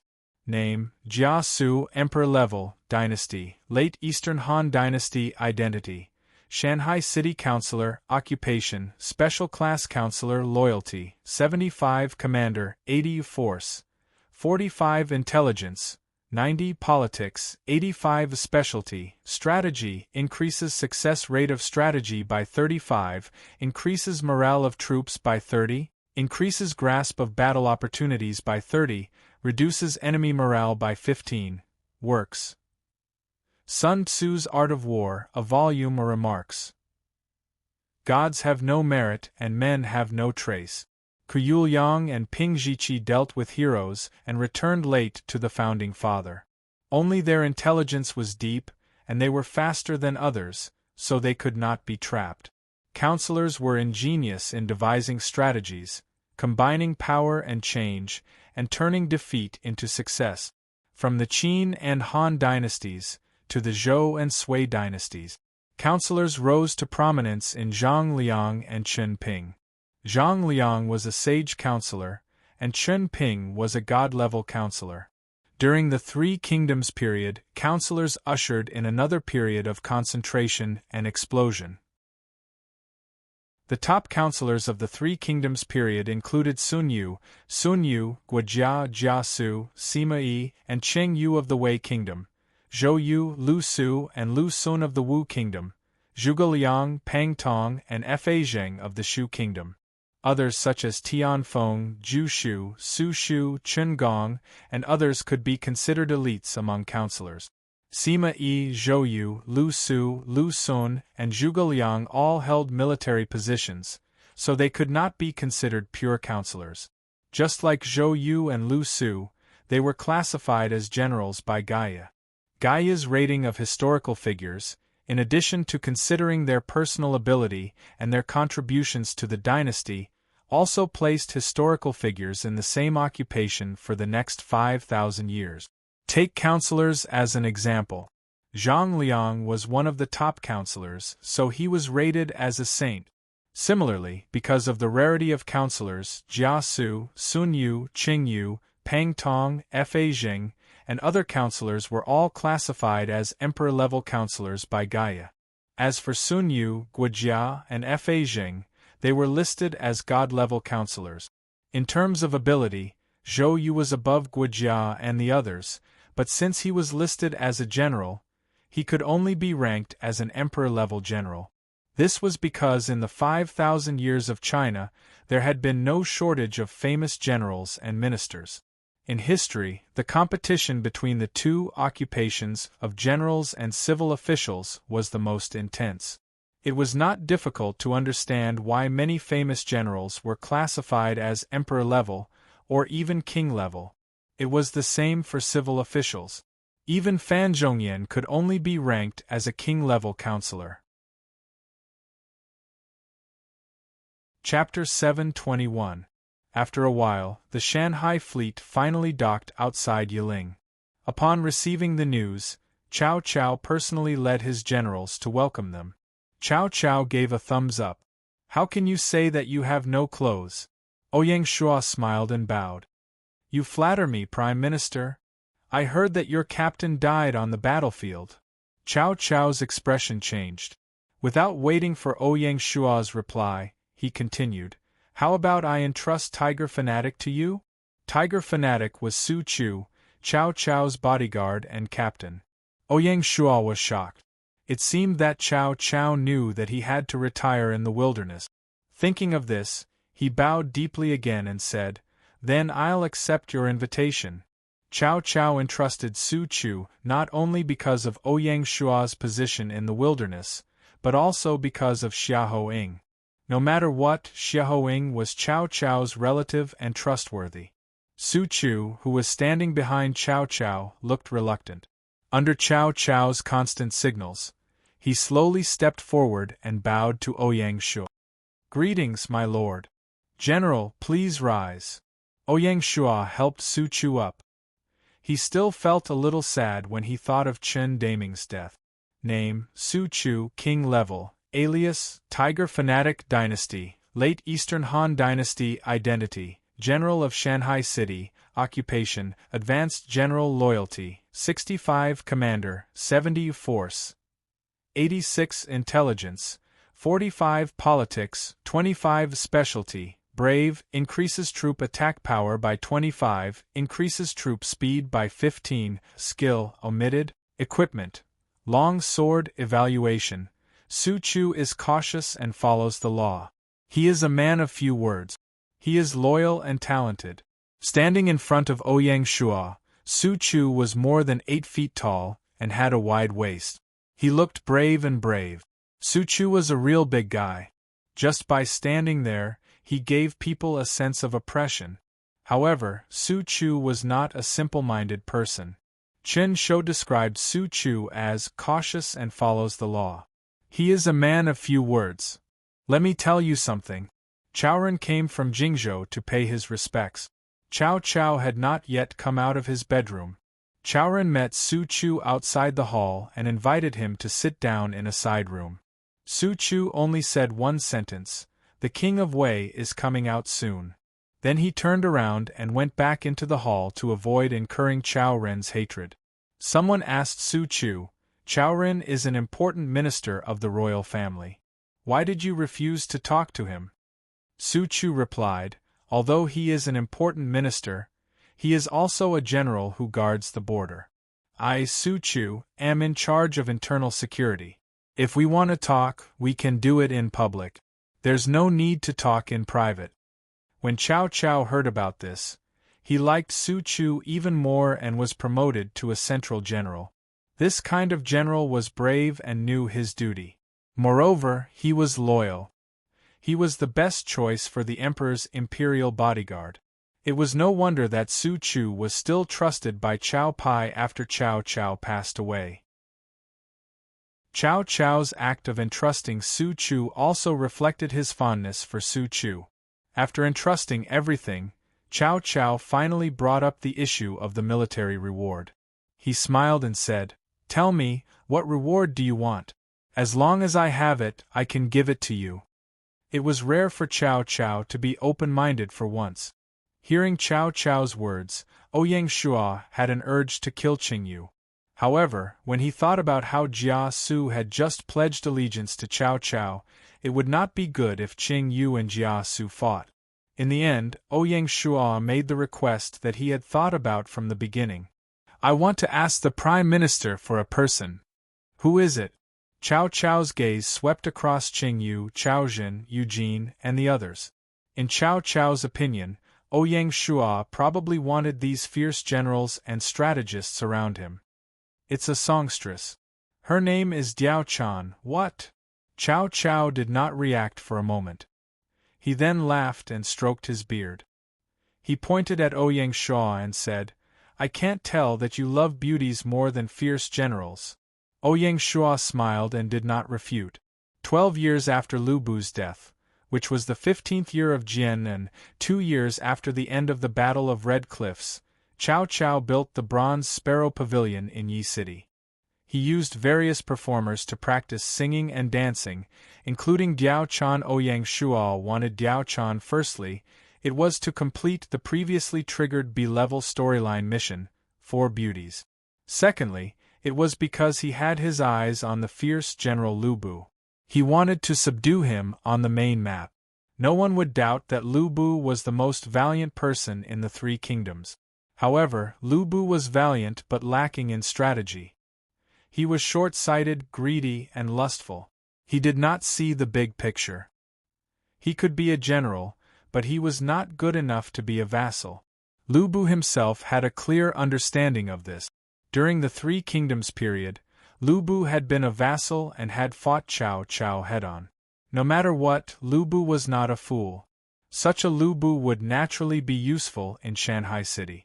In comparison, it was understandable that Ouyang Shual would give up on a fierce general like Eugene. After all, Shanghai City was filled with famous generals. What it lacked was a pure fierce general like Lu Bu. Other than that, Lu Bu still had a few generals under him. If Lu Bu came to Shanghai City, he might be able to give Ouyang Shual a surprise. It was unknown how Gaia operated. Perhaps Ouyang Shual was annoyed, but he still stayed on the battle map. 2 days later, Diao Chan was brought to Yiling and handed over to Ouyang Shual. Although Diao Chan was already over 30 years old, she still had a beauty that could overshadow the moon and put flowers to shame. It was truly a feast for the eyes.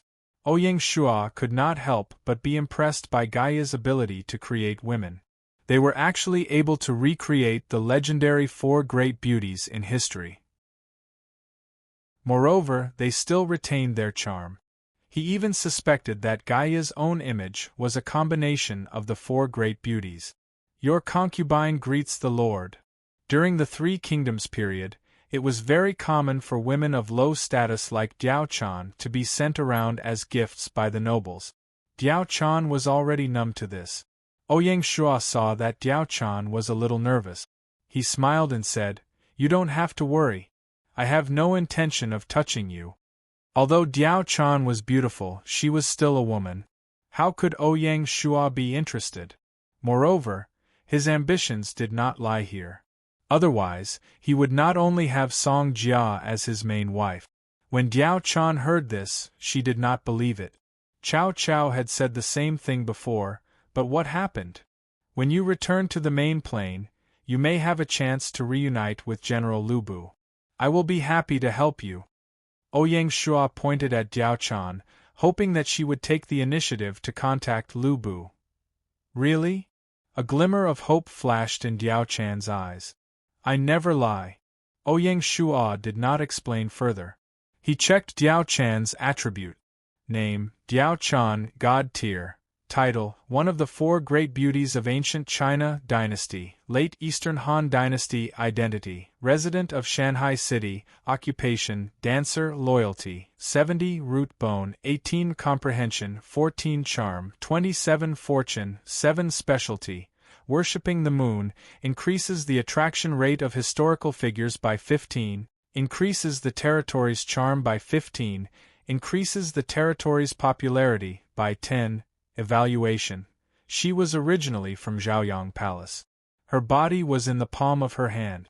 She only suspected that she had flown over Dongting Spring. She walked steadily through Liangzhou. She was like a new flower in the wind. Her painting hall was warm and fragrant. Diao Chan's charm was even stronger than Shi Shi's, but just like Shi Shi, she was a person with little fortune. Her specialty, worshipping the moon, fully utilized the effects of her high charm. It was truly impressive.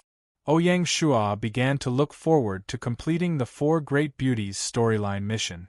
Gaia would reward him with the title of City of Charm. After receiving Diao Chan, Ouyang Shual's time on the battle map came to an end. He led his troops back to the main map without any reluctance.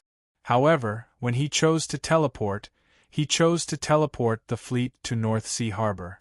It was already the morning of September 2nd when he returned to the main map. As soon as Ouyang Shual returned, he heard a system announcement. System announcement. The Battle of Chibi has officially ended.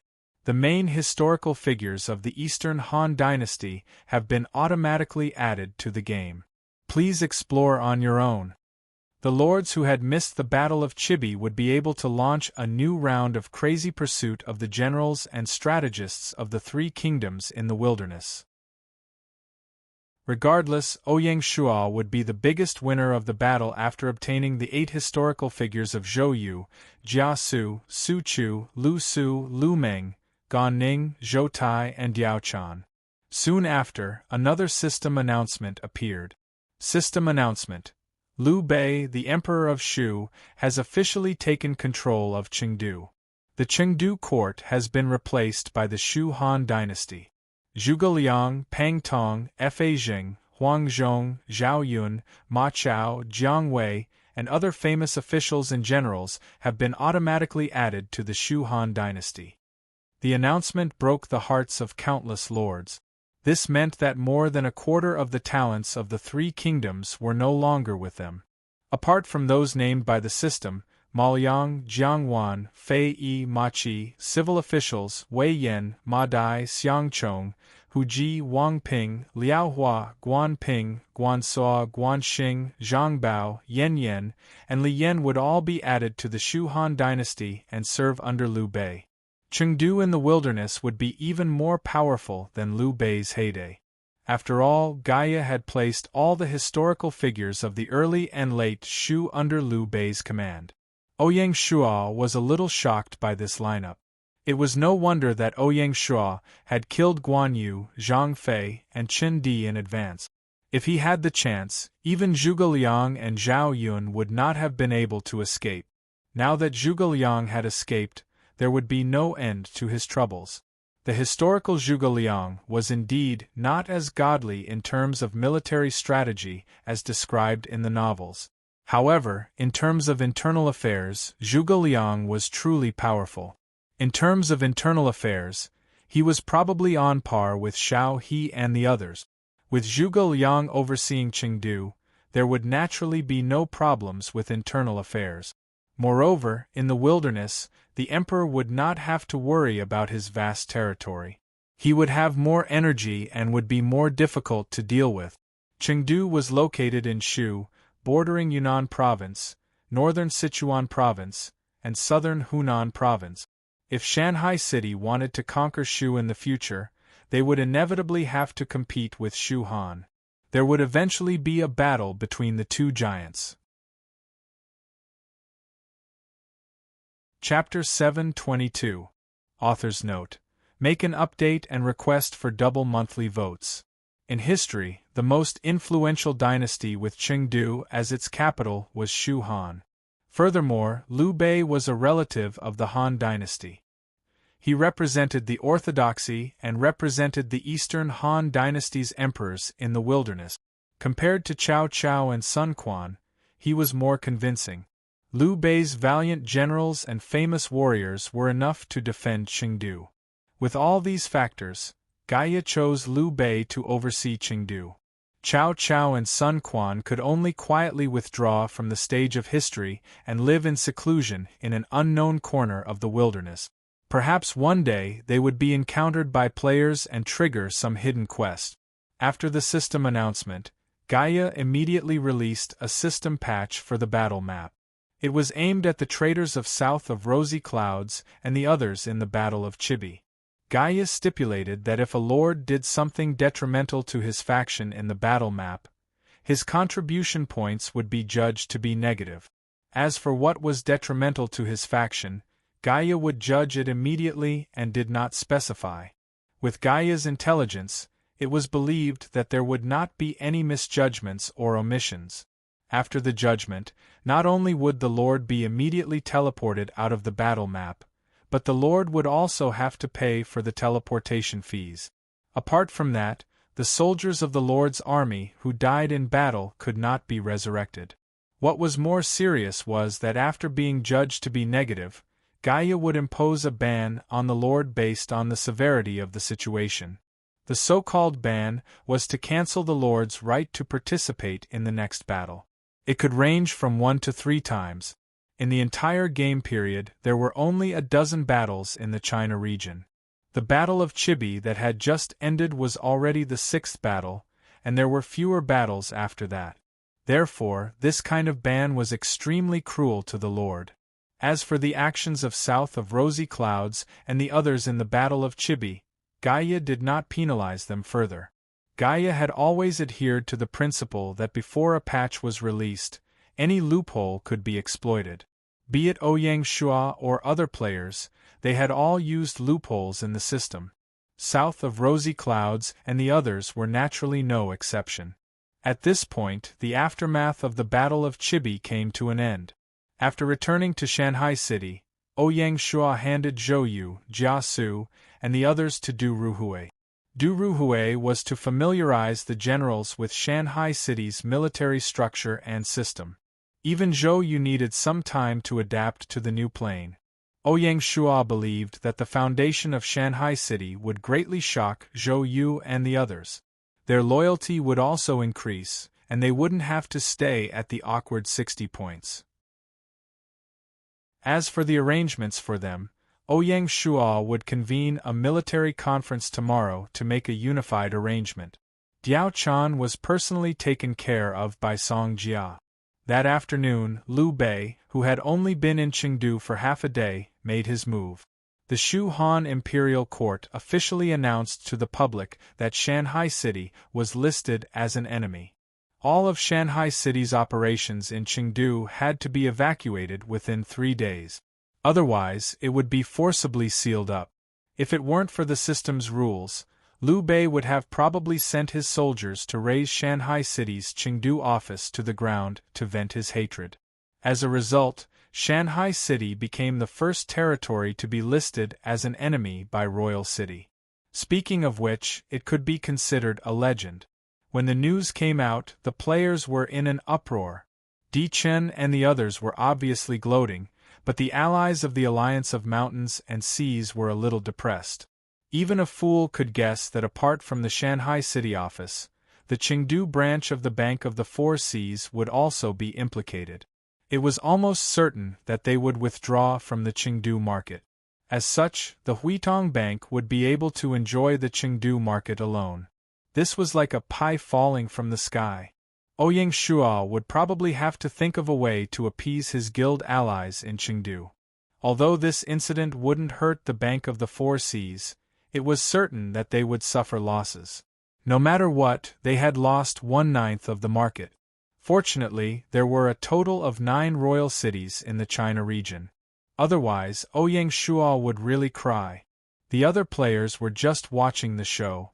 What the players really cared about was the meaning behind this incident. Liu Bei directly attacking Shanghai City meant that the royal city's influence on the players was getting stronger. The royal city was no longer a blurry symbol. Instead, it was a living dynasty. They had their own emotions, and they had their own standpoints and factions. If they had different standpoints, they would fight against the players.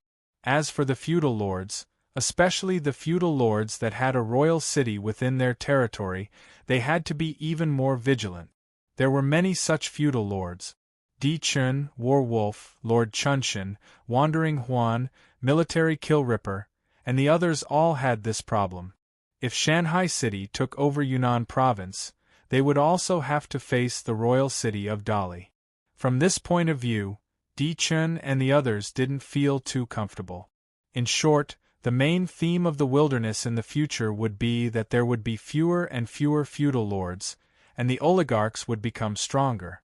The enemies of the feudal lords would no longer be limited to the players' territories. They would also have to fight with the natives or even the royal city. The situation would become more and more complicated. Apart from the royal city, the Mongols, Jurchens, western regions, western Xia, and Tubo around the China region were all unstable factors. To a large extent, they would decide the situation of the China region. In the future, the wilderness would be the scene of chaotic battles between feudal lords. Shanghai City, protectorate of the southern border. Since Liu Bei had made such a threat, Shanghai City naturally had to take emergency measures. The withdrawal of the Bank of the Four Seas could be said to be complicated. The most important thing was to return all the savings of the Chengdu players within 3 days. For this reason, Meng Jida transferred a total of 15 million gold coins from the main warehouse to deal with this run on the bank. Although the Chengdu players maintained trust in the Bank of the Four Seas, without a physical bank, they would have to go to other royal city to handle business, which was quite inconvenient. Therefore, most players would still choose to withdraw their funds and deposit them in the Bank of the Four Seas. Only the guilds that maintained cooperation with the Shanghai Alliance might choose to cooperate with the Bank of the Four Seas because they had a large amount of funds and didn't need to operate frequently. But this was also uncertain. No one knew if Liu Bei would put pressure on these guilds. After all, if a guild wanted to establish itself in the royal city, offending the imperial court was a big taboo. Just this alone almost caused the Bank of the Four Seas to have a cash flow problem. For this reason, Meng Jida had to urgently notify the various branches to appropriately tighten the loan. The repercussions caused by this would probably take a few months to slowly recover. In addition to returning the reserves, the Chengdu branch of the Bank of the Four Seas also had the problem of demanding repayment of loans. With the expansion of the loan business, the Chengdu branch of the Bank of the Four Seas had loans from the Bank of the Four Seas. Compared to refunding the reserves, demanding repayment was even more troublesome. If one wanted to know, the loans were all from groups that had a cash flow problem. It was unrealistic to suddenly ask for all the loans, and it would also damage the reputation of the Bank of the Four Seas. The only way was to urge as much as possible. The rest could only be slowly urged in the future. Just this task alone would hold up a large amount of manpower and material resources of the Bank of the Four Seas. If there were people who reneged on their debts and wanted to rely on Liu Bei's protection, then it would be even more troublesome. In short, when Meng Jida heard the news, his head was about to explode. What Ouyang Shua needed to do was to personally write letters to the cooperating guilds in Chengdu. One was to apologize, and the other was to strengthen the cooperation between the two and try to minimize the impact of this incident. What Ouyang Shua was more worried about was the evacuation of the office. The Royal City Office had never been a simple office, but the intelligence station of the Black Snake Guards. In the future, the Shanghai Guards, the Chamberlain of Dependencies, and other organizations would extend their tentacles into the royal city through the office. If they were to remove the office, there would be a lot of things to do. The Black Snake Guards Commander Black Snake, the Shanghai Guards Commander Shen Buhai, and the Chamberlain of Dependencies Zhang Yi had already taken action urgently. One was to evacuate a portion of the exposed intelligence personnel. Most importantly, before Liu Bei gained a stable footing, they would move the intelligence personnel underground, disguise themselves more carefully, and enter a state of deep concealment. According to Ouyang Shua, the more hostile the situation was, the more they could not give up on the intelligence-gathering work in Chengdu.